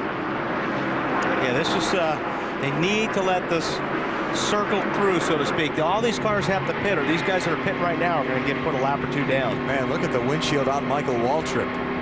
Well, that's a terrible view to have. They'll try and help him here with that, Bill.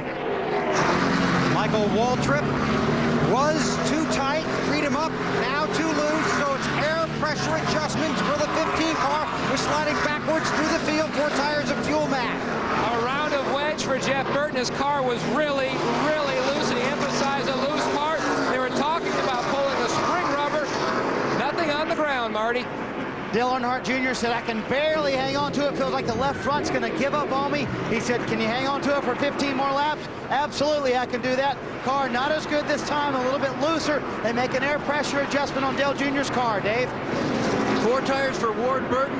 Wedge in the left rear. That should help Ward's car. Remember, it was bottoming out, had no grip. Ward was told to just hang on till he could come into the pits. This is the time he gets fresh tires. He'll feel like a hero for the few laps after this. Looks like that right front tire was on fire, so much smoke. Meanwhile, Bill, 20 coming to you. Yeah, Tony Stewart still trying to get that car to work. Chassis adjustment because it simply will not turn. It's tight in and will not turn in the center. So they make a chassis adjustment, give him 4 tires of fuel. Did Kenseth, is he missed on his pit stall. And Mark looks like has an engine problem. Caution flag is out. Kenseth was coming onto pit road. The caution came out. He ducked back onto the racetrack. That was a good move.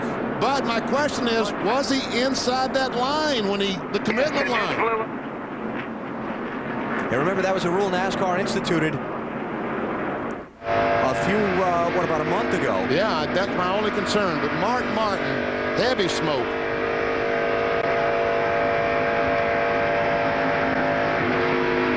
Hopefully he made it. There's the line we're talking about, BP. Yes, right here. This is the commitment line. Normally, one of these cones sits over here on this corner, but since it's so close to the racetrack, they felt like the drivers would hit that, so it's moved over. But you got to be inside that line when you come to pit road, and once you cross that line, you have to pit. Let's watch Kenseth as he makes his entrance on the pit road and see. He's off turn 4. Brakes, brakes, brakes, brakes, brakes. Oh, yeah. He straddled the line, so I don't know. The call was just made. 17 went through the commitment line. He had to pit there, so he'll restart tail end of the longest line. That's better than losing a lap, though. Absolutely. Good move by his part. Great move. Absolutely. That's staying on your toes right there. Yellow, yellow. And all those guys that pitted under green, Lap down. we are now showing 6 cars on the lead lap. And Matt Kenseth is one of those guys because he went back on the racetrack. Now, there'll be a bunch of guys that won't pit, and they'll restart tail end of the lead lap. And the leader's got a lot of traffic ahead of him. Yeah, but Bill Elliott, Jeremy Mayfield, Jimmy Johnson, Ryan Newman, Ken Schrader, and Matt Kenseth are the only guys on the lead lap at this point before the pit stops. Ken Schrader. And Tony Raines will be on the lead lap when it's over because he's the lucky dog. Yep. Okay, pit road's open. Well, we talked about that. You needed to circle through, but didn't quite make it. Uh-oh. Got a little problem there. That wrench is not supposed to be there. That would be leaving the box with equipment. Okay, Matt. The 2003 World Pit Crew Champions going to work on Bill Elliott's Dodge. Mike Ford will make a slight air pressure adjustment to help make that race car a little less tight, Bill. Jeremy Mayfield's going to get 4 tires, fuel, add some wedge, and an air pressure adjustment to help the handle of the car at the beginnings of the run. As for Matt Kenseth, he's on pit road, wanted an air pressure adjustment in all of his tires, a ½ a pound except the right rear to try and help the handle. They start on the right side of that car, swing around to the left. They'll start at the tail end of the longest line for violation of the commitment line coming onto pit road. So a lot of action down here. Well, what's the commercial say? This changes everything. This changes everything. Now, here's the one that's going to be really interesting to see. Who of the cars that had just pitted under the green don't come in now when the lap cars could enter pit road? All cars that have been on the racetrack for more than 5 laps will be on the pit road. Michael Waltrip's going to stay out. Jeff Gordon, Ward Burton, Jeff Burton, Rusty Wallace, Robbie Gordon, Sterling Marlin, Dale Earnhardt Jr., Bobby Labonte, Tony Stewart. Those are guys staying out, and they're going to end up tail end of the lead lap when this thing restarts. These are guys who have chosen the fresh tires over the tail end of the lead lap. This Robbie Reiser arguing the commitment line call with the NASCAR official assigned to his pit.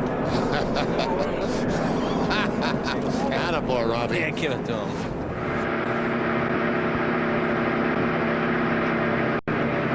But, you know, that line is pretty far back, that commitment line, compared to, you know, what it used to be. And the cone isn't there this week. I think that kind of is a confusion thing. It's not there. But if the cone was there, he would have run it square over. Oh, exactly. Yeah, exactly. He was inside the cone had it been there. As they run. Look at that.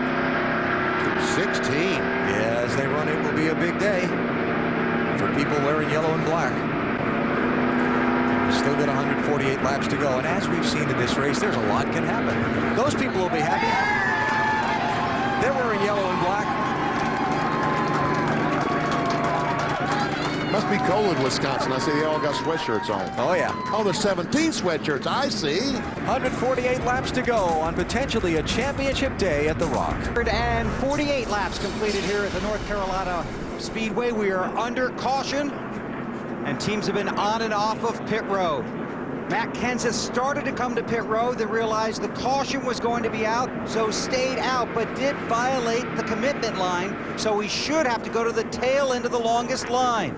There's Matt coming in, going across that line, then opting to stay back out on the track. Did a nice job keeping the car under control. This was the conversation a few moments ago between Matt and crew chief Robbie Reiser. Deal on pit road, Robbie. I was past that line. It's going to be hard to argue that when you see my burnout marks leaving there. But it's supposed to be if you're inside that cone, and they got the cones on the wrong side of pit road, so it's hard to tell where that line is. I didn't think I was past it, but when I drive by it now, you know, I might have been past the car length, but there's no cones, and it's still part of the racetrack. They got the line so far back. You know what I mean? Matt was looking for a cone on driver's right. You see those 2 cones on the right side of the screen. In past weeks, there's been a cone on the right side. That's not there basically because, well, certainly one of these guys would hit it and put it in the middle of the track. So he'll have to back up to go forward. Currently 6th, racing for a championship. More excitement from The Rock on TNT coming up. 7th caution, only cars out of the race. Mark Martin, who just had the engine problem that brought out this caution.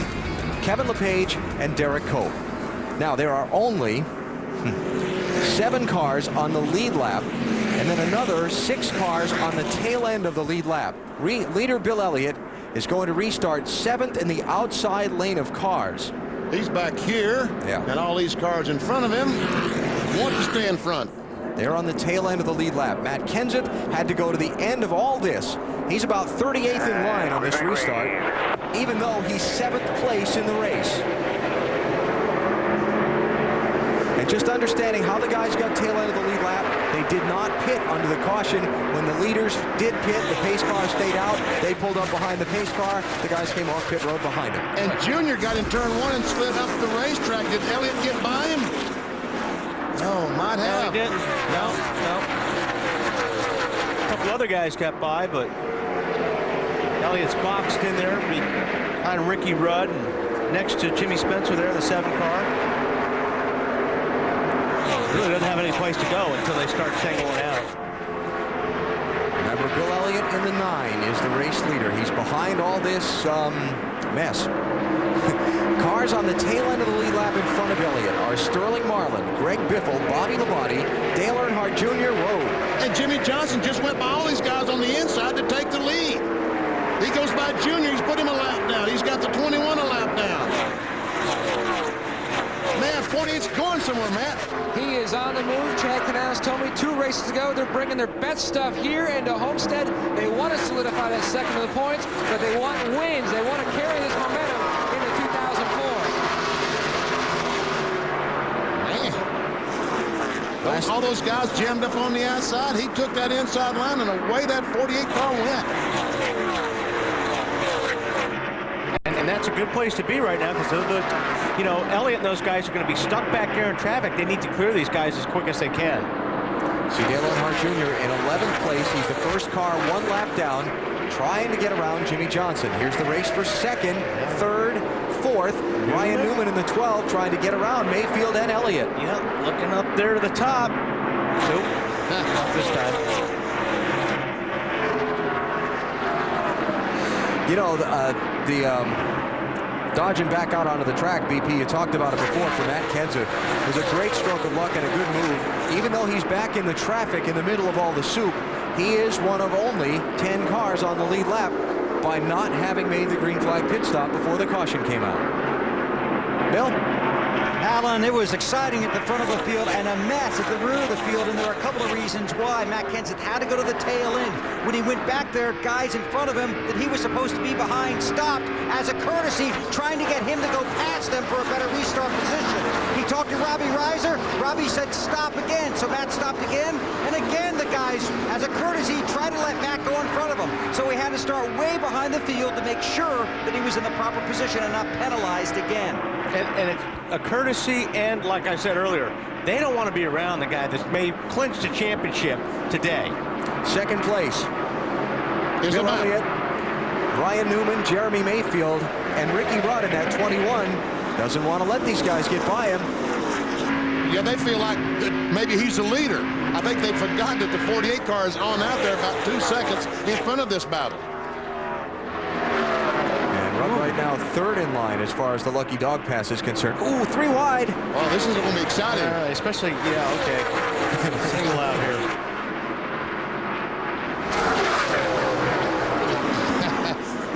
Ellie just can't figure out which line he needs to be in and which car is going to be the best, the 21 or 31. Robbie Gordon, 31 car, is 2 laps down in 24th place. Ricky Rudd in the 21 is 1 lap down in 13th. See if Newman tries to stuff it underneath Rudd there. Whoa. He thought about it. Yeah. You're not clear. All right, finally, Robbie Gordon gets a 31 car, gives a 9 some breathing room.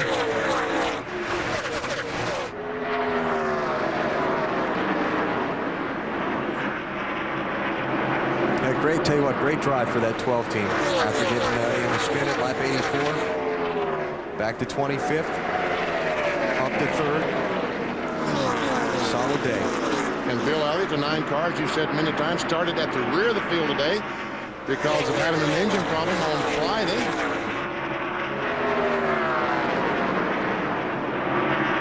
So they sorted out around the lap traffic now, but leader Jimmy Johnson still in the soup. He's not at the head of the field. He's behind several cars on the tail end of the lead lap, and even a couple 1 lap down.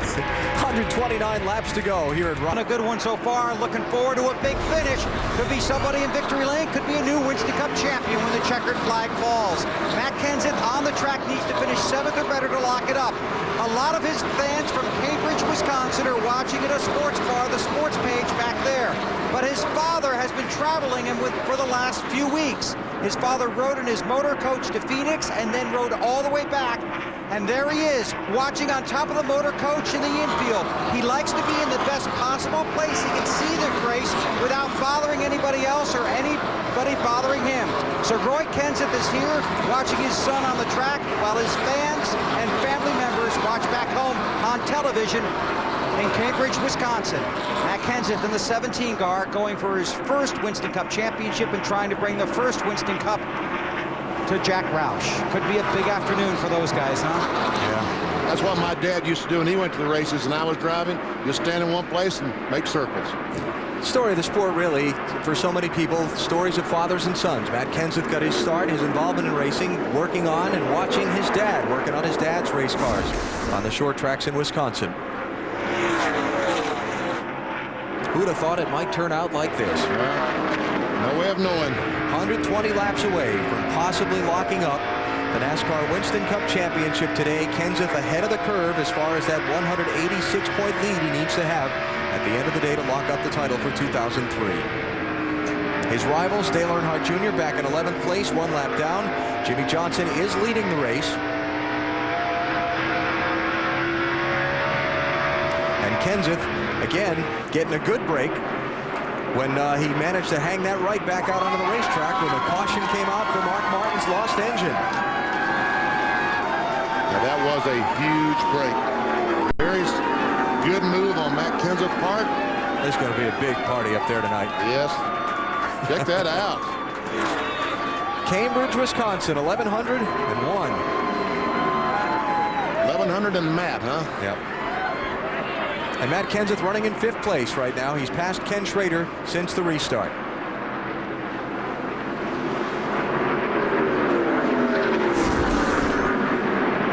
Next in line for Matt to catch for position will be Jeremy Mayfield. And he's got about 4 seconds before he'll catch up to the 19 car as far as ground to make up. Cars are going down the backstretch, the sun at their back. Wonder what it's going to look like when he goes down the front stretch and drives into the sun. Remember at Phoenix last week, it was pretty bad. And it used to be bad here at Rockingham. But well, it's not the greatest. Still not too good. But that grandstand that they built down in turns 1 and 2 helped the situation, because I think before the race is over, that corner will be in the shade. Yeah, it blocks the sun. Jimmie Johnson is leading the Pop Secret 400 with 115 laps to go. He's got a 2.3-second advantage on Bill Elliott. You're watching NASCAR on TNT. Southern Californian Jimmie Johnson out in front here at Rockingham, North Carolina, in search of what would be his 4th NASCAR Winston Cup Series win of 2003. He's 109, now 108 laps away from the checkered flag. Pretty good sized gap back to 2nd place, 1.7 seconds. It was 3 something though. That's right. 10 or 15 laps ago. Don't look in the mirror, Jimmy. You might see red. Bill Elliott, red. 3 Dodges lined up behind him. Elliott, Ryan Newman, and Jeremy Mayfield, 2nd, 3rd, and 4th. Matt Kenseth, Ken Schrader, Tony Raines, and Sterling Marlin, the only other cars on the lead lap. After caution came out in the middle of a set of green flag pit stops and put many 1 lap down. Hate it when that happens. I hate it when that happens too. Is that Ward Burton? Unless, of course, you're one of the guys that on the lead lap. 18th place, Ward Burton, who spent 30 laps out in front of this race earlier with a little trouble there off turn 2. Kind of had to regroup. Dave? And of course, he just got unlucky enough to be caught out on that last caution. His car was getting loose. They came in, they made an adjustment to it with air pressure, but it's not the car it was before. However, that last adjustment they made was pretty good, so he said, next time, give me more of the same. Okay. Well, he may only get one more time. Leaders all pitted with 148 laps to go, or I should say the guys that stopped under caution. Well, they would be the leaders. Yeah. Stop with 148 laps to go, so if you split that, that's 74 and 74, depending on if the yellow waves. So they may only have just the one more stop in this race. Matt Kenseth running 5th, 9 seconds behind leader Jimmie Johnson, Bill. And running toward that championship, Allen, at about 5.5 minutes ago, car runner Jack Roush made his first appearance of the day in the 17 pit. I've been trying to keep an eye on him. He's been in the 16 pit for most of the day, but he walked in here, said hello to some of the crew guys, walked up on top of the box, said one word to Robbie Reiser. Robbie smiled and laughed, said something back to Jack. Then Jack just simply patted Robbie on the back, then took a seat on top of the wagon. He's watching that 17 car, taking him perhaps to his first Winston Cup championship after being so close so many times, especially twice with Mark Martin. Yeah, referring to 1990 and 2002. Mark Martin was penalized after the first race of the year at Richmond in 1990 for a spacer, manifold spacer violation. NASCAR penalized him 46 points among his fine. He wound up losing the championship to Dale Earnhardt that year by 26 points. And I always felt like that they won that championship because it was not a performance-enhancing thing that he did. If they had welded that piece on, it would have been legal. Right. But they did not weld it on, but there was no difference in the performance of a welded piece or an unwelded piece. Yeah. And if you were with us on Discover Card Countdown to Green, you heard Jack Roush say that he has not forgotten. Yep. And felt like that perhaps at that time his relationship with NASCAR brass was not as good as it might have been to help him with the severity of that penalty. Well, he wasn't in the in-group. I mean, and he had come over, and he was one of the first guys that was really an engineer in the sport. I mean, Jack Roush is a very hands-on type of a guy, an owner. I mean, he's very, very involved with all the parts and pieces of this race team. And he's very candid. And I think that, you know, probably he felt that, well, he's going to get it because he hadn't paid his dues yet. And he says whatever he thinks, and sometimes that saying the right thing doesn't meet well with some people. The other time that Bill is referring to, the two occasions, last year, 2002, Mark Martin's team was penalized 25 points after this race at Rockingham, wound up losing the title by 38 to Tony Stewart, so the penalty not an overall factor in that one. Well, he's paid his dues now, that's for sure. And there'll be a lot of people very happy for Jack Roush if he should win this NASCAR Winston Cup Championship as a team owner today for the first time. 99 laps away from the checkered flag at the Rock. Kenseth runs 5th behind leader Jimmie Johnson. Just past the 300-mile mark of today's race at Rockingham, North Carolina, live on TNT. Jimmie Johnson is the race leader, one of 5 drivers that have traded the lead 9 times today. Johnson out in front now for 3 different occasions and 60 of the 301 laps that have been completed. But growing larger in his rear view mirror is Bill Elliott's big red Dodge.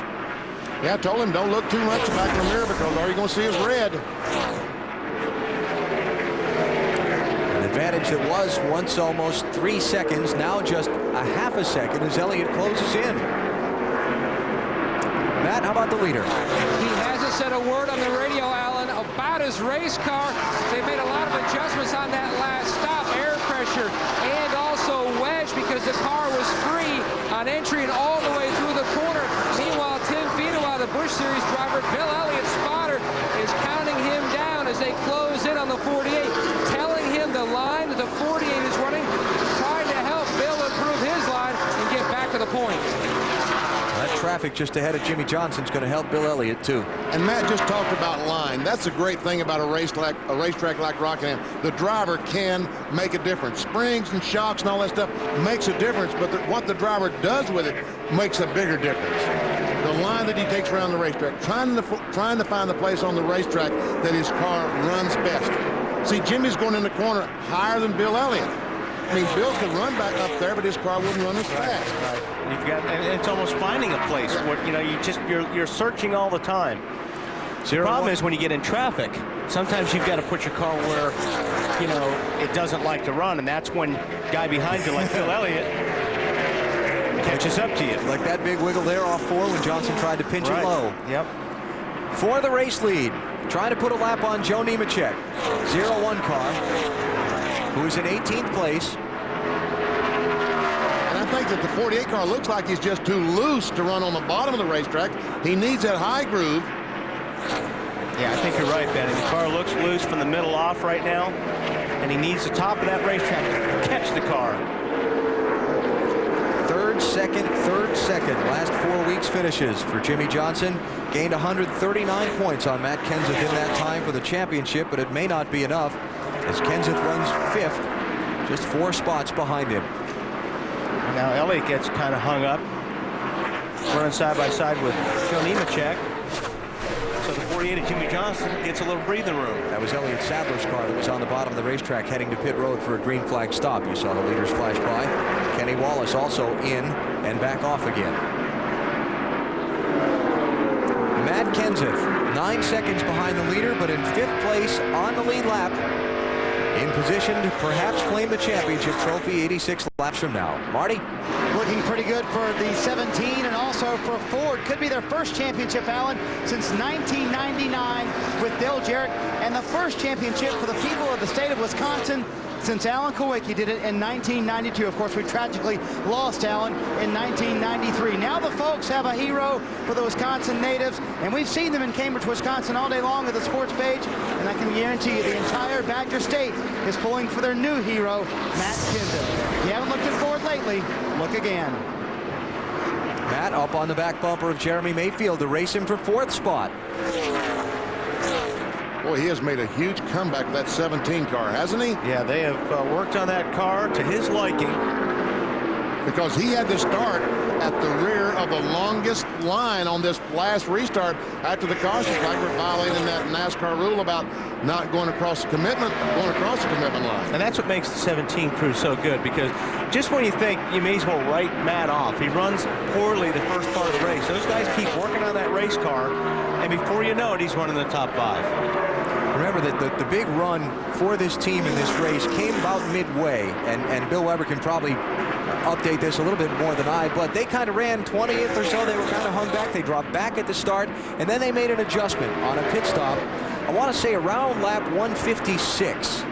And that got the cars handling on target, and that's when he started coming up through the field. You're all over it, Alan. They took the spring rubber out of the left rear, and we actually listened to some of their traffic during a commercial, and he said, once you did that thing, Robbie, that's when the car started to really hook up and go, and that thing was take the spring rubber out of the left rear, and off they went. He came up through the field into the top 10, and he was just inside the top 10 when that whole caution flag in the middle of the pit stops thing happened. I guess we could throw the luck factor in there too, because they made the call to stay out and not pit. But when the caution flag waved and trapped all those other guys down, that gave them another chunk of ground. All right, battle for the lead continues. Bill Elliott is there. Elliott's getting the power down a little bit better than the 48 car right now, Jimmy Johnson. 80 laps to go. Whoa. Lap traffic on the inside. That's Steve Park's 30 car. And if Jimmy just jumps on that gas just a little bit too hard and breaks the rear loose, Elliott is going to pass him. See the 21 car of Ricky Rudd. He's faster than these front two cars because he just made a pit stop. Matt? As Bill Elliott's trying to work the inside on Jimmy Johnson, Elliott says the car is just getting tighter and tighter. He says, Mike, meaning his crew chief Mike Ford, it's the racetrack, not the race car. Meanwhile, Jimmy Johnson telling Chad Canals, we have fixed the forward bite issue by about 60 to 70%.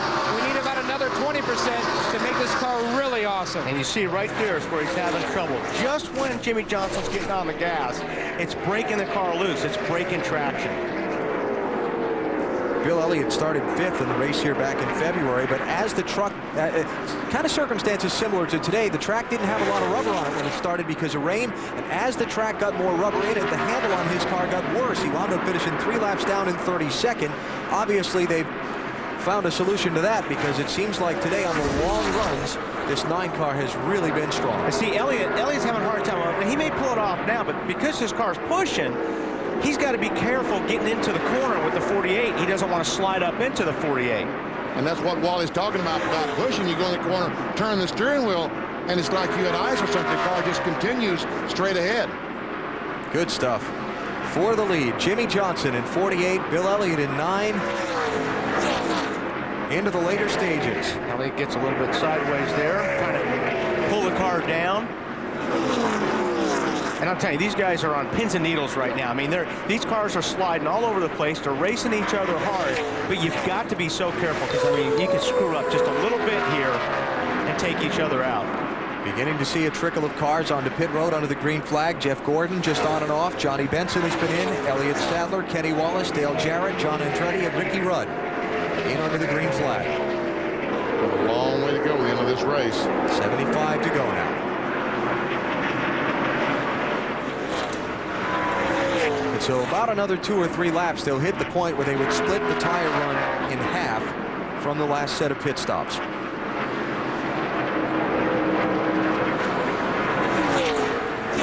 Johnson able to hold him off. Now Elliott is running now where Jimmy Johnson is. That's where he wants to run. He's got to pass him somewhere else, and he tried it lap after lap. Couldn't get it done. What he's got to do is, I mean, if Jimmy Johnson makes a mistake, you saw the wiggle there, that's what it's going to take. Now the slide job. Yep. There you go. Well, he had enough. He felt like he had enough car beside of the 48 car he could afford to do the slide job, and Jimmy Johnson would have to back off the throttle, and it worked perfectly. And if you're loose on the throttle, eventually, if a guy's working you over, he's going to get you because you're going to break loose a little bit, and it's just going to be enough for a car to pull up beside you. 73 laps to go. Another round of pit stops ahead for the race leaders. Bill Elliott back out in front at Rockingham. And then the final Winston Cup race of the season on the newly high-banked mile-and-a-half at Homestead, starting with Discover Card Countdown to Green at 12:30 Eastern next Sunday. And basically a brand new racetrack at Homestead, a track that none of these drivers have been on. And it's going to be fast. Bill Elliott out front quite a bit today, still not led the most laps. Trouble in turn one, cars in the wall. Ricky Craven and Ricky Rudd. And all those guys who pitted under green just got burned again. Yes, sir. Oh, man. Jeff Gordon's one of those. Dale Earnhardt Jr. was on pit road. I don't know if he stopped or not. Oh, man. What a mess. If the sun had something to do with it. I can't believe that thing's even rolling. That thing's bent in the middle. So Ben Leslie, the crew chief, first race with the 21 car Ricky Rudd. Not what he wanted to see. Yeah, that's a mess. What happened to bring out the 8th caution of the day? There's Craven in the 32. Ricky Rudd has fresher tires on his car, and he gets bumped from behind. Who was hit by Vickers? Oh. Yeah.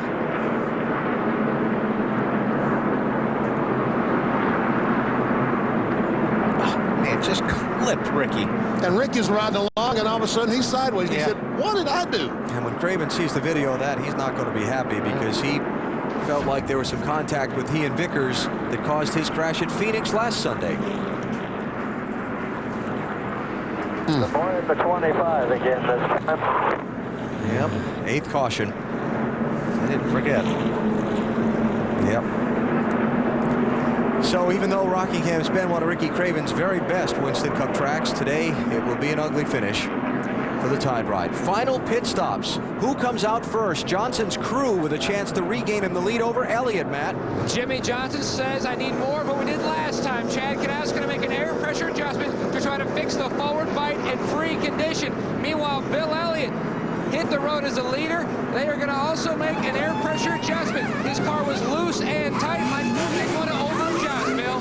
Matt Kenseth on pit road. The car is good except in the center of turns 1 and 2 where it pushes track bar adjustment, air pressure adjustment. He cannot see because of the sun getting off of pit road. His spotter will help him, Marty. Third place, Ryan Newman already away. The biggest problem, clean the grill. The water temp was 240, a little tight in the middle. No chassis changes.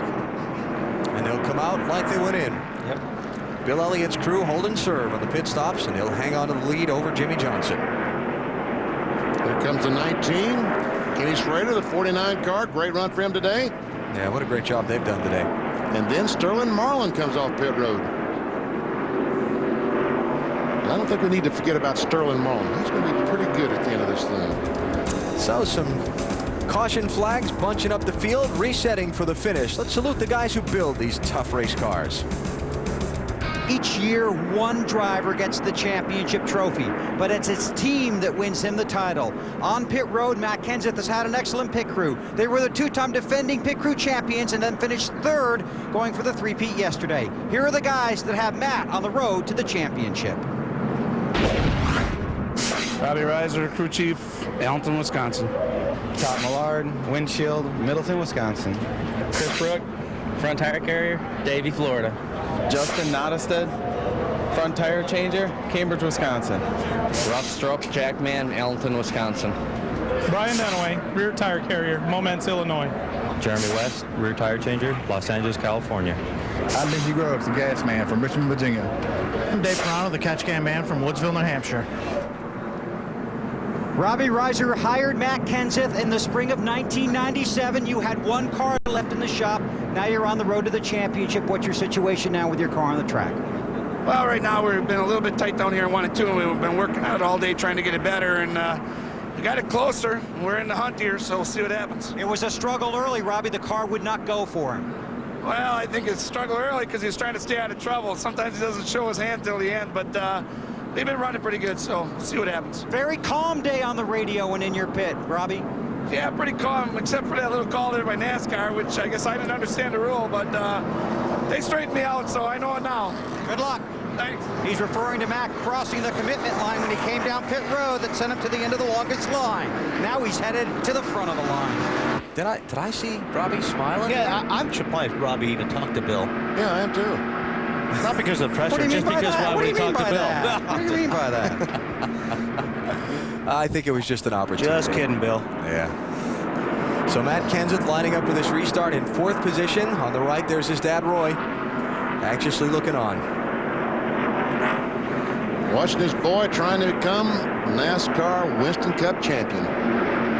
We have 9 cars on the lead lap. Bobby Labonte was lucky dog at that last caution. It's Bill Elliott leading, Jimmy Johnson 2nd, Ryan Newman 3rd, Matt Kenseth 4th, and Jeremy Mayfield 5th, followed by Ken Schrader, Sterling Marlin, Tony Raines, and then Bobby Labonte last on the lead lap. At least they're in order now. Yeah, we don't have cars on the tail end of the lead lap and all that nonsense. We got the fast cars on the outside and cars a lap down on the inside. Where it's supposed to be. 57 laps till the checkered flag. Bill Elliott, Jimmy Johnson quickly have cleared the lap traffic. 3rd place, Ryan Newman trying to do the same.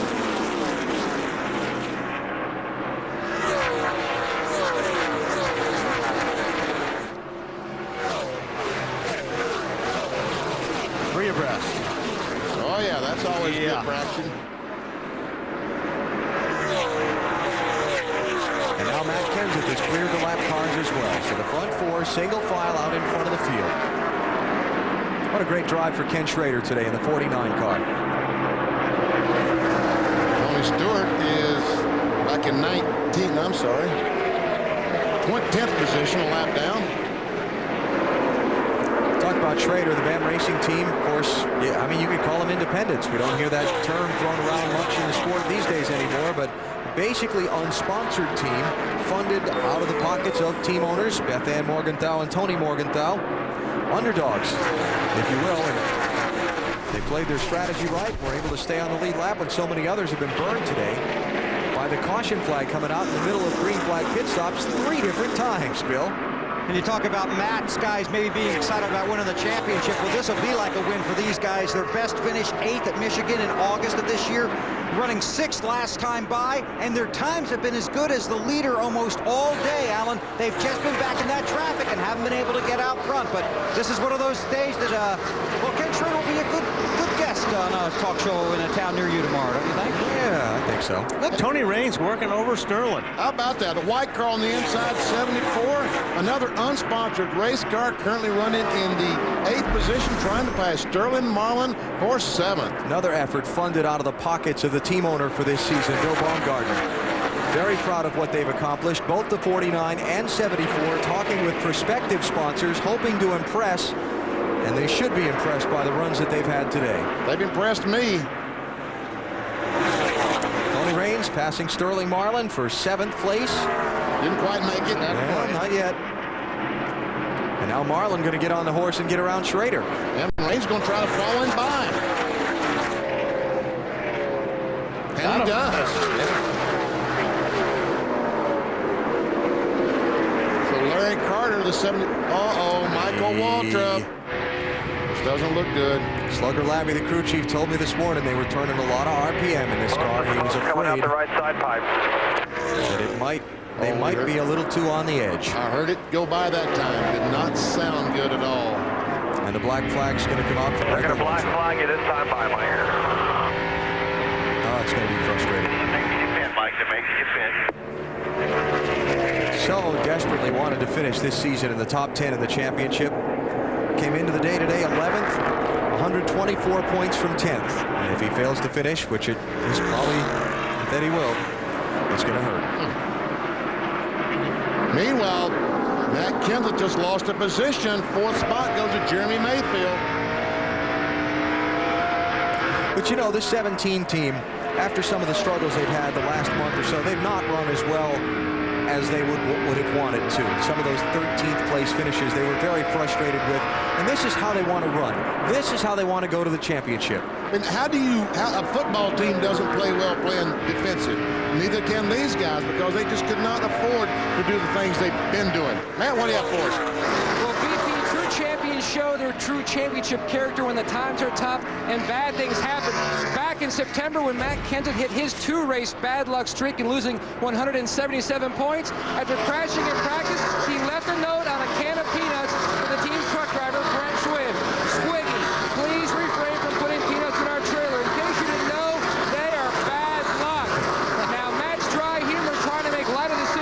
celebration was a message to the team because they knew coming in they had led the points for 26 straight races and they already had one victory. Keep your heads high.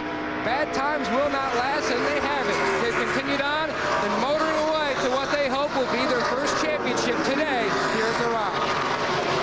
Junior going by, Matt, but that's not for position. Junior, a couple of laps down in 14th place. There, Bill talked to Robbie Reiser a minute ago. I talked with Robbie about the pressure of racing for the championship a couple of weeks ago, and he told me, you know, the biggest pressure of racing for the championship are the dramas. He said when you run one of these races, there are a lot of little dramas that pop up. The driver's under pressure out there and the intensity of their competition. He might come on the radio and say, got a vibration. Maybe I've got a flat. Maybe the engine sounds sour. And those are all very normal communications between a driver and a crew chief in the course of a race. But Robbie said when you're running for a championship, the driver coming on the radio and say, I feel a vibration, brings 15 people to the pit wanting to know what's wrong. He said dealing with the dramas has been the biggest thing he's had to learn about racing for this championship. Matt Kenseth 44 laps away from the Winston Cup title in 2003. If he can hang on to the spot he's running now, 5th behind Bill Elliott. Down to the final stages at Rockingham today, and Jimmie Johnson is closing in on Bill Elliott for the lead. He's been about 0.2 of a second faster than Elliott the last few laps around, trying to get to the back bumper. 3rd place, Ryan Newman and Jeremy Mayfield. Going at it pretty hard for that spot. And Dale Earnhardt Jr., the red car just in front of these two, came up past these two and moved on. But Junior is a lap down. 2 laps, yeah. He's 2 laps down in 14th place. Here goes Mayfield, going to have a look under Newman. Just a look. Just to let him and the spotter know that they feel like they might be a little bit faster, hoping that Newman will start watching that rearview mirror and lose his momentum. Just a little bit of hesitation. One time, instead of going down and running the line that you want, if you think he's there, he loses spot. What's going on, Marty, with the 12 car? You don't look in the rearview mirror unless you have spotters. That's what they're for. He's asking his spotter, John Erickson, where's the 19 running? He's trying to run kind of in the same line, wants to know where he's good. Every time Jeremy kind of gets underneath him, Ryan fends it off. Let's see if he can fend this one off. Yeah, that looks good right there. But don't forget, he's going to slide, so Newman will go up the racetrack. Well, they kind of slide up together. Synchronized sliding? Yeah. That's not Olympic sport, is it? No, could be.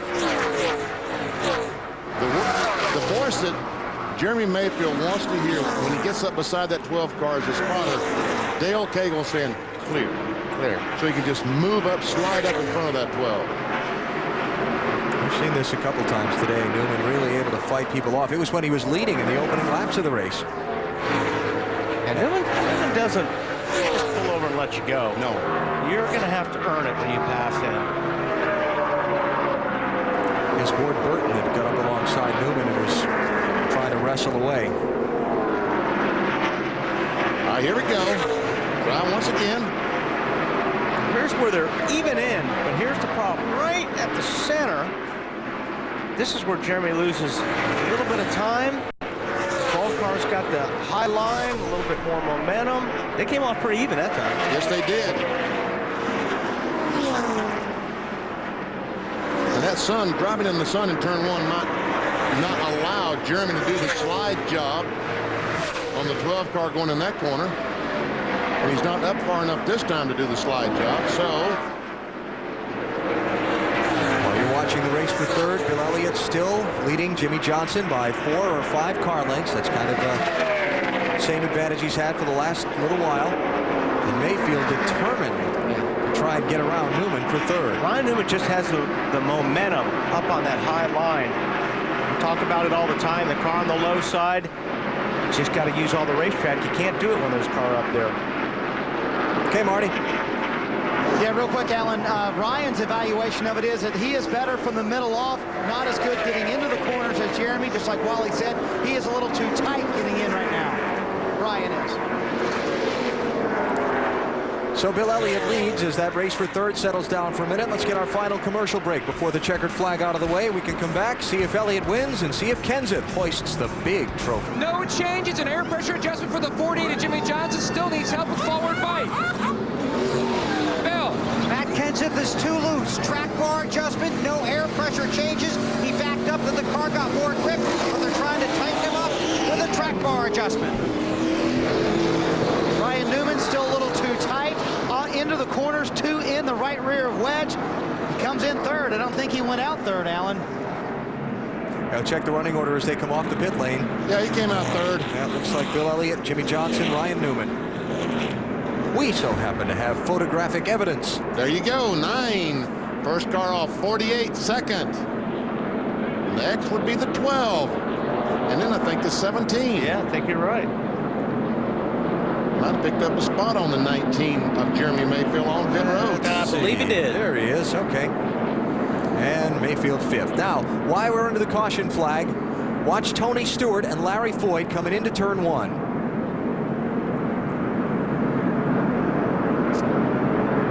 Well, it looks like Larry, yeah, I mean, Larry went in the corner, he slid up the racetrack. Stewart was coming in a lot faster, and he slid up in front of Tony, and that was the result.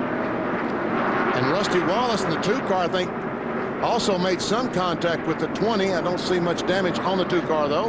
Well, let's find out. All right. On board, Rusty Wallace. Now, what can I see? Nothing but the sun. Oh, wow. I think he might have missed it. I think he missed it. Okay, hold your position. Tony Stewart.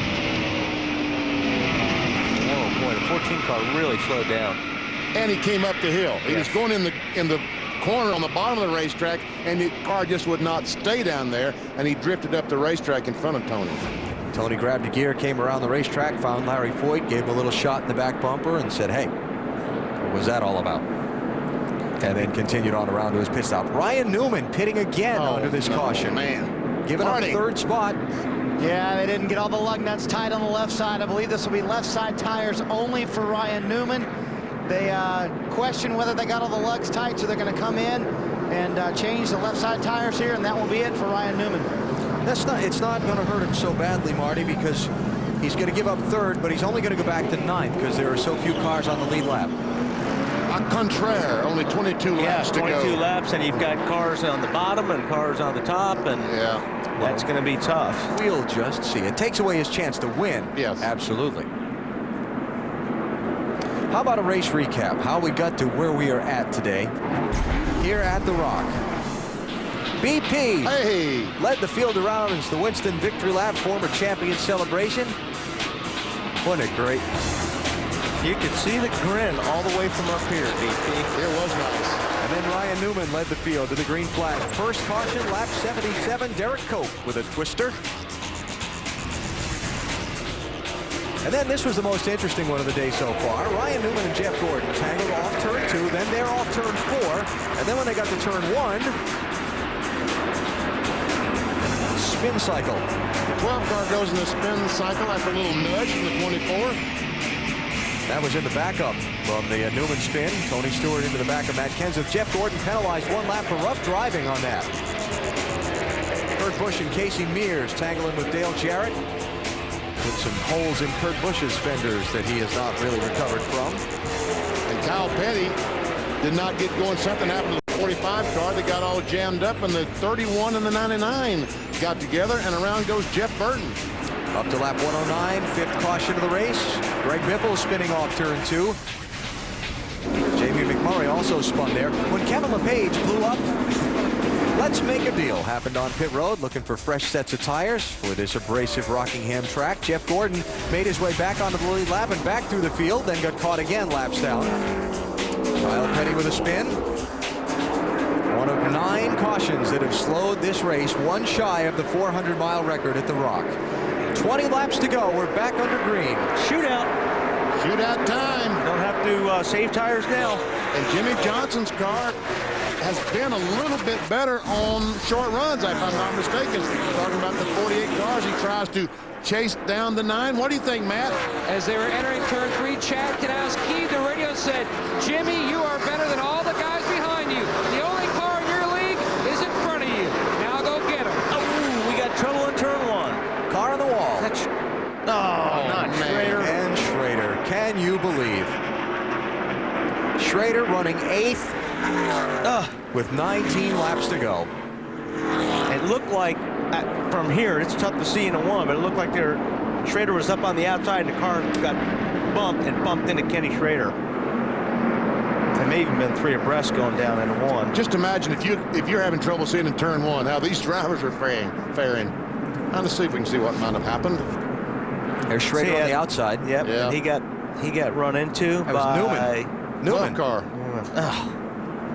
Who was in a hurry to get up from the back of the field. Yeah, well. Man, that's too bad. Those guys had a great run going. There it is again, 3 wide.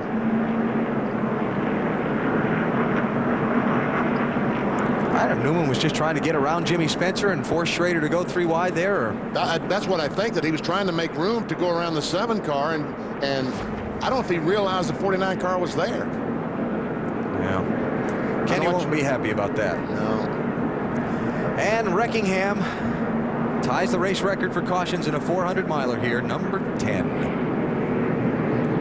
And Schrader is out of his car on pit road, could not make the left turn into the garage with the right side damage. So pit road is closed. And there goes an angry man.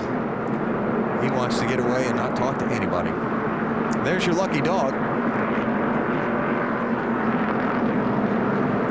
All right, we got back out of that last commercial break to get back and cover the stories. We left a little unfinished business. Shall we take care of that now? Sure. Want me to do it? No, you go ahead. Winston Cup Racing from the North Carolina Speedway on TNT, brought to you by Budweiser. The best things in life are the things that are true. Budweiser. Discover Card. It pays to discover. And Napa Auto Parts. Napa. Get the good stuff. Actually, BP, we wanted Weber to do it. All right, we'll let Weber do it. Okay. Pit road still closed. Ken Schrader's car sits at the entry to pit lane. I'll bet we'll see some people pit here and get some fresher tires. Oh, yeah. Well, if I'm in 9th or 8th or 7th. Exactly. Ryan Newman, Jeff Burton, those guys back there, of course they're going to stop. 4 tires if they got them. When they get the chance to. And, of course, this helping Bill Elliott, the more laps we run off here under the yellow flag. Now, we were doing the race recap, and we came back for the restart. Okay. Matt Kenseth is getting ready to pit under the green when his teammate Mark Martin blows up. Matt crosses the commitment line, straddles the end of it with the tires, but gets back on the racetrack. He's penalized, goes to the end of the longest line, but there are only 6 cars left on the lead lap when the caution came out in the middle of the green flag stops. Bill Elliott and Jimmy Johnson put on a whale of a fight for the lead that Elliott eventually won out with. And then Ricky Rudd, nudged from behind by Brian Vickers, collects Ricky Craven. Larry Foyt, Tony Stewart. Man, we've seen a lot of yellow flags today. And finally, Ken Schrader. Get the bad end of a 3-wide deal into turn 1.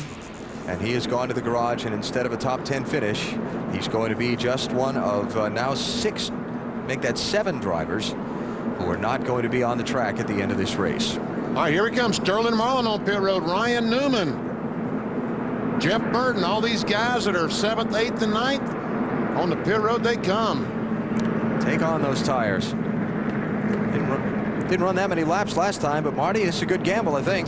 Yeah, I agree with you, Alan. I think it's a great call on Matt Borland's part. They actually were going to do the opposite of what everybody else did. So since most of the cars stayed out, they decided to come in, take on 4 tires. Obviously no chassis changes, just the 4-tire change. Missing those left front lugs really hurt them on that last lap. They were running 3rd, and they've fallen back now to the 9th position. You just got to be careful not to run them over now. Yeah. Run the other guys over, because you are going to have much better tires. Billy Weber. Okay, I got a quiz for you. We talked about Matt's dad, and we talked about his family. We talked about his friends. Who had we left out? His wife. Right. Katie Kenseth, and she has been there all along the way with Matt, now on the ride to the championship. It's hard to get Katie to tell you a story about herself, but she does like to tell the story about Matt's grandmother. When Matt and Katie were married, they wanted Matt's grandmother, Edith, to play the organ. Now, Edith is just past her 39th birthday. Well, maybe a little bit past that, because her husband, Helmer, is 94, so you get the idea. But the organ in the church broke down. Edith had been practicing on the organ in their home, so Edith got her sons to carry the organ from their house to the church so she could play the organ for Matt and Katie's wedding. Katie said it's one of the most beautiful things she's ever seen. I'll bet. Neat people, Matt and Katie are. Well, they are. The quiet people, but when you get to know them and they free up the conversation with you a little bit. They've got a great sense of humor. They're really salt of the earth people, and they're a lot of fun to be around. Hey, Roy, you only got about 13 more laps. You can come down off that cold bus. I don't think so. He might put about 400 miles around the roof of that bus. Yeah, they got to put a new roof on that thing. Yeah. Pacing around. As they run, with Matt Kenseth in third, Jimmy Johnson second, and Dale Earnhardt Jr. 13th in the race. 186 being the magic number today. Kenseth well in position to lock up the championship. The trophy's in the house. There they are. Are you ready, folks? Ready to celebrate this championship? Oh, yeah.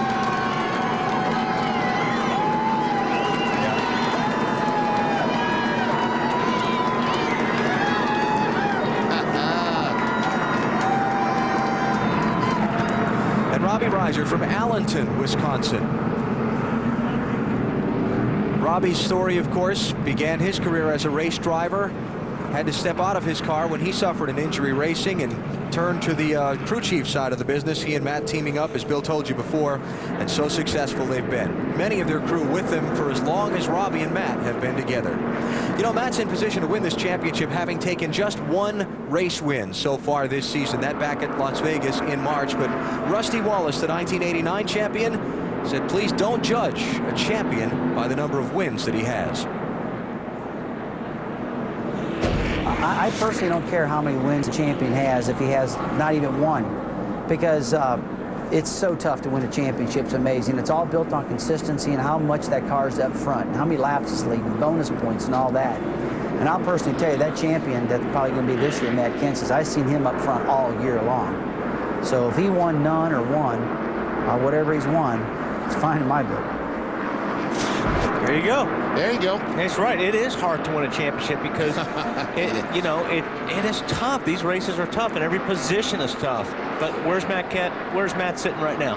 Third spot up front, just like Rusty said. I've got in my hand a sheet of his results from this season. Let's see. Started off Daytona 20th, then third, first, fourth, 8th, second, 6th, 9th, 9th, 7th, second, 7th, third, fourth. He's been there all year. All year long. And that's basically what happened to me in 1973. I won one race that year, but I've always gotten to get in those top 10s. And just understand this, 1 year ago, Matt Kenseth won the most races. He won 5 races last year, but didn't win the championship. We're not as consistently up front as they have been this season. To the race, 11 laps to go. Bill Elliott, Jimmy Johnson, Matt Kenseth. Ryan Newman with fresh tires, 7th in line on the restart, plus some of those lap cars to his inside.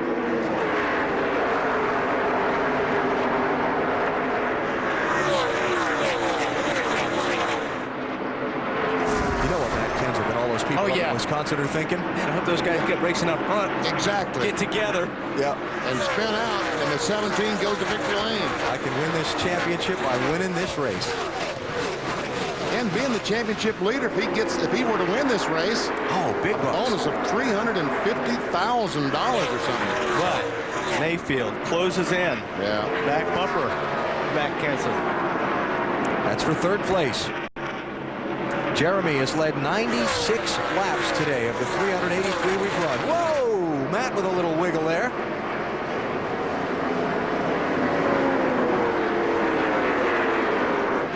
Whoa! Up front, Bill Elliott clear of Jimmy Johnson by 5 car lengths. This is the race for third.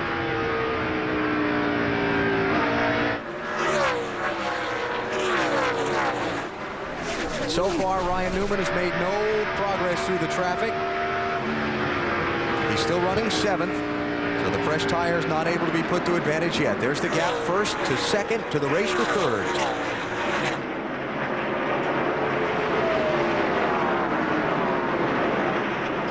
Bill Elliott, man, what a drive for him today, huh? 5 times for 132 laps he's led. He started at the back of the field after an engine change during Friday practice. What a day for Ray Evernham's team.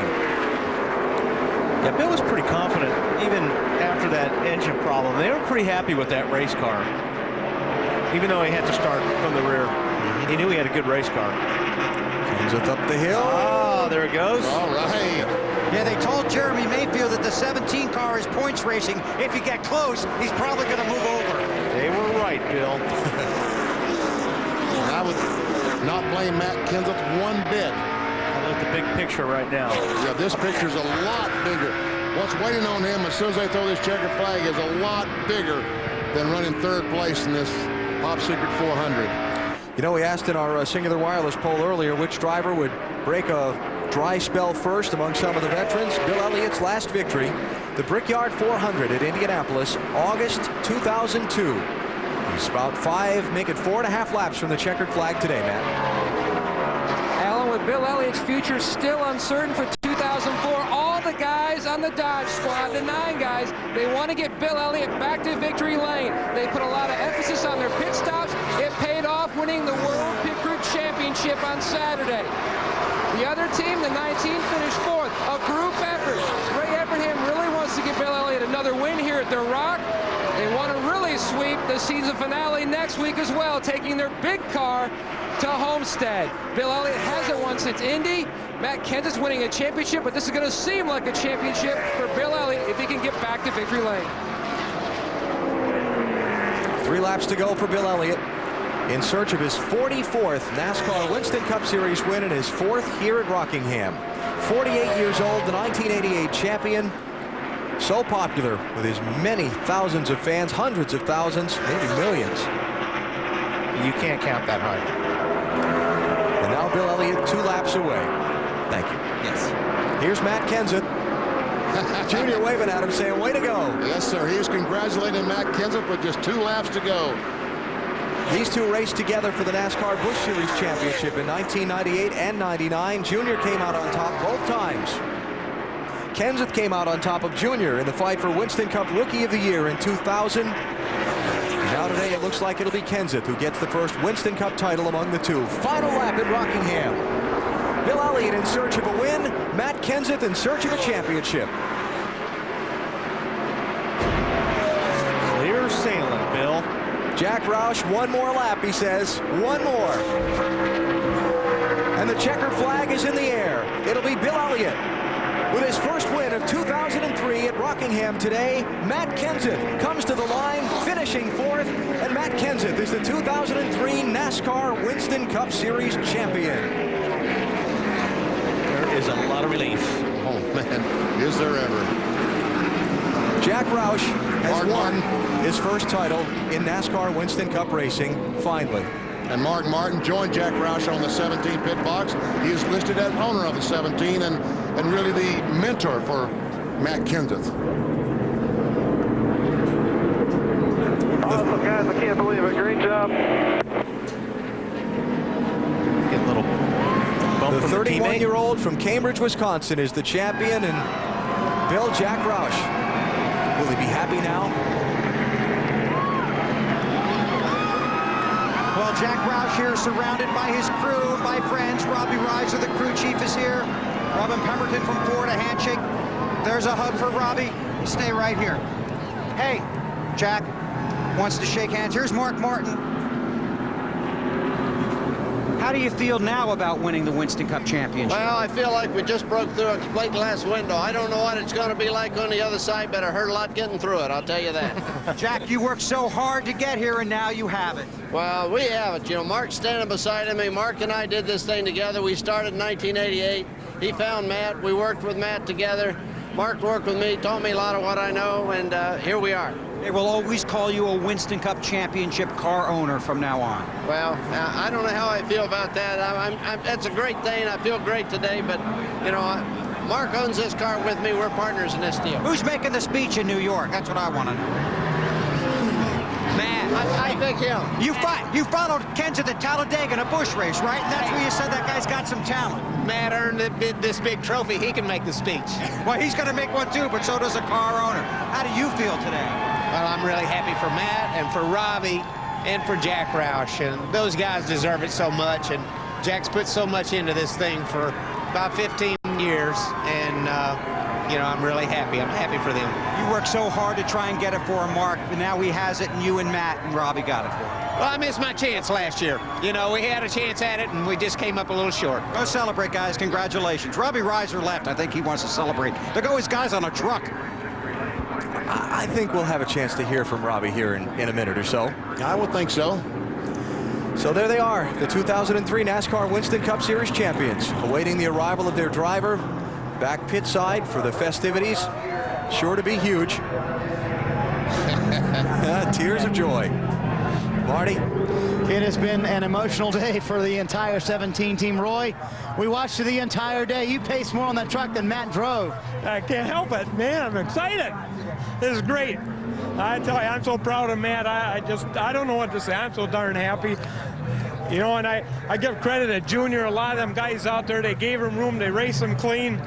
I love it. I'm so happy.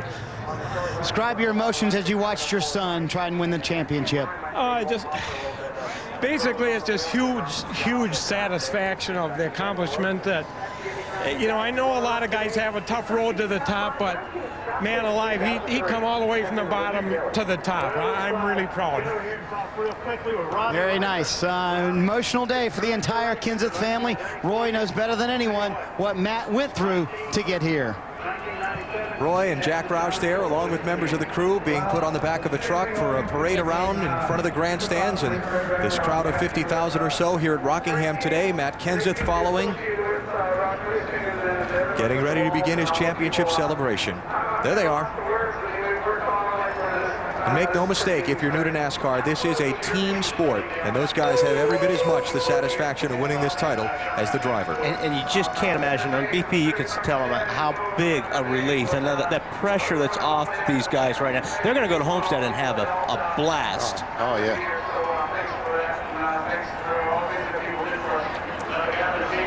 That's Matt's mother up in Cambridge, Wisconsin.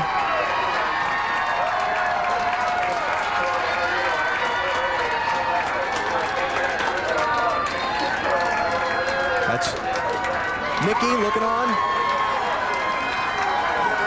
It's over. He's done it.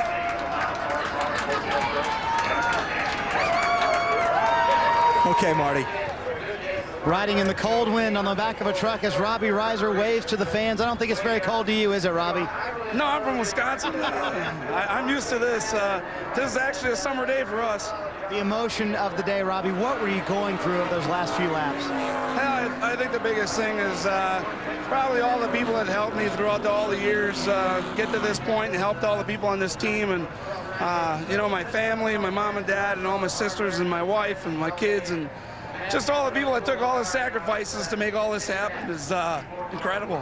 At one time, Matt was your rival. Now he's your best friend. How has this relationship grown over the years?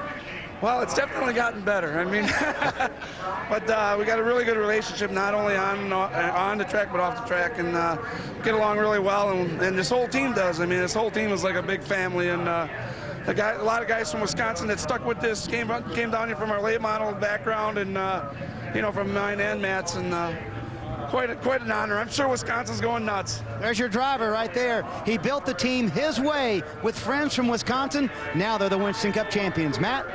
And Big Red rolls back into victory lane. 49 races since Bill Elliott last won a race, the Brickyard 2002.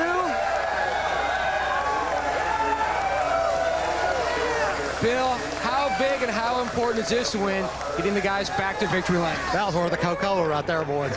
That's worth a lot more than that. And it was an important day. I mean, these guys, you know, every time I brought a friend of mine to the racetrack, I took him to Sears Point, I finished fourth. I took him to Kansas, and I finished second. And I brought him over here, and he said, when I come back, I should win the race. That was Ray Cook. He runs dirt back home. Ray, this is for you, boy. But I'll tell you what, these guys, I mean, they're awesome today. I mean, we had such a good car. You know, went to the back, came to the front, and it did it in fine style. The way this team has started to turn around with the second at Kansas, your future still uncertain. Does it make it harder to slowly walk away, or do you want to come back full-time next year? Well, I still got some decisions to make between myself and these guys, and we'll just figure it out as the step goes on. But, you know, I'm so proud of the Dodge dealers, UAW Dodge, Valvoline, you know, Siemens, Steele and all the people that put this program together. You know, Ray took enough confidence in me to put me in this thing, and I'm just tickled to death to be where I'm at today. And what about your pit crew? They won the championship yesterday, and they basically won you the championship today, getting you off pit road first. They did a heck of a job. I mean, you know, every second counted today, and, you know, I didn't know how good my car was, especially the 48 car seemed, you know, Jimmy seemed to be really good on a short run, and, you know, I knew I had my hands full with him, and the sun was getting bad getting into turn one. But it was a rough day in the neighborhood, but I enjoyed it.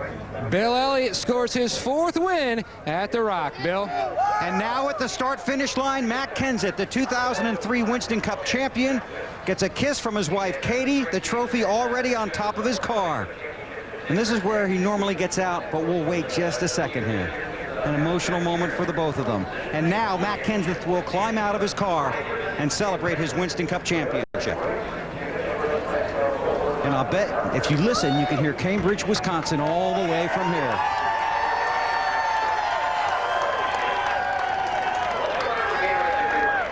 There's the 2003 NASCAR Winston Cup champion, Matt Kenseth, the final Winston Cup champion of the Winston era in the final fall race here at the North Carolina Speedway. Winston Cup champion, congratulations. Thanks, Bill. That sounds good. I had some emotions going up. I don't even know what to say, but first I just want to thank the Lord for all the opportunities that He's blessed us with, and what a great race team. I got to thank my sponsors real quick: DeWalt, Smirnoff Ice, Triple Black, Ford, Lexan, Raisin, Gatorade. I'm sure I'm going to miss some, but just I don't know what to say. I'm so happy and so proud of my guys. It truly is a team sport week in and week out, and you know, I've had a lot of great opportunities. Robbie gave me a great opportunity to get in the Busch Series, and this man here, right here, Mark Martin, had a bad day and still hung around for the celebration, and he gave me the big break, and congratulations. You know, I appreciate all that stuff more than anybody can know. And it wasn't exactly an easy day for you. You had the penalty, you had to go to the end of the longest line. The car wasn't that good at the beginning of the race. We struggled a little, but we were consistent. You know, we kind of stayed in there all day, and we were there at the end. So it was a great finish. We didn't really run that great, but we were consistent. Tell me about the first time you sat in a Robbie Reiser car. There was no rear clip or something? Yeah, when Robbie first called me to drive his cars, I sat in the car. The only one he had in the shop was Rex, so that's the one I got fit in. So thanks, Jeff. Good job. Jeff Burton here, another Roush teammate. Just have his father's here now. Hanging in, but I just got him. I'm so dang proud of you, man. Thanks, Dad. Just had a lot of great opportunities through my career. I'm just real lucky. I'm just a lucky guy to be holding the wheel. Just extremely blessed with great car owners and sponsors and teammates. You know the guy in the hat here? Thanks, Jimmy. Jimmy Johnson here, congratulating him. And how about this gentleman right here? Thanks a lot for staying, dude. Appreciate it, man. Jack Roush is here. Good job, Jack. Nice job. This is a real special place, too. You know, I think, if I'm not mistaken, I think this is the site of Mark's first Winston Cup win, Jack's first Winston Cup win as an owner, my first Busch Series win, and now Jack's first championship. So it's really a special place. I hate to see this place go, and I have a lot of special memories here, and I just, I don't even know what to say. I got so many emotions running through me, I don't even know what to say. Well, I got to put you through one more thing. There's the checkered flag from Jimmy Howell. All day long, we've had a satellite truck at the Sports Page Bar in Cambridge, Wisconsin. We've been watching them as they've been watching you, and they're listening to you right now. What would you like to say? I just want to thank all my fans for all their support, especially everybody back in Cambridge. It's a little old town to grow up in, and it was a great place to learn how to race. You know, Mark learned how to race up around Wisconsin a lot, and I learned a lot from Mark Martin and learned a lot of my driving style, I think, from him. So I just want to say hi to everybody back home, my mom and everybody watching, and you know, thanks for all their support. You're the Winston Cup champion. Congratulations, Matt. Thanks. I think it's going to take a while to sink in. Probably so, but these guys will help you. Enjoy it. Matt Kenseth, Mark Martin, Jack Roush, and the entire Roush family down here at the start-finish line as Matt celebrates the 2002 NASCAR Winston Cup championship. Upstairs. 55 years of NASCAR racing, Bill. Matt Kenseth, now the 26th champion in the sport's history. Final results from today's 400-miler. Bill Elliott, career win number 44, third driver this season to win after dropping to the back of the pack. He passed them all and won over Jimmy Johnson by 1.2 seconds. Pole sitter Ryan Newman comes back to finish in the 5th position after stopping and getting those tires on the last caution. Great run for Tony Raines and the boys today. Yeah, oh, yeah. That was a great finish. 10 cars on the lead lap. Now you see those who finished one lap down 3 times today. The caution came out in the middle of green flag pit stops. A lot of these guys trapped more than one time by that. Like Junior, 13th, couple laps down. Jeff Gordon, I think, got bit by it all 3 times in the race today. He's back 3 laps down in 22nd. Brian Vickers starts his NASCAR Winston Cup career at the North Carolina Speedway by finishing 24th. And the final car running at the finish, Jamie McMurray in 35th place, who was in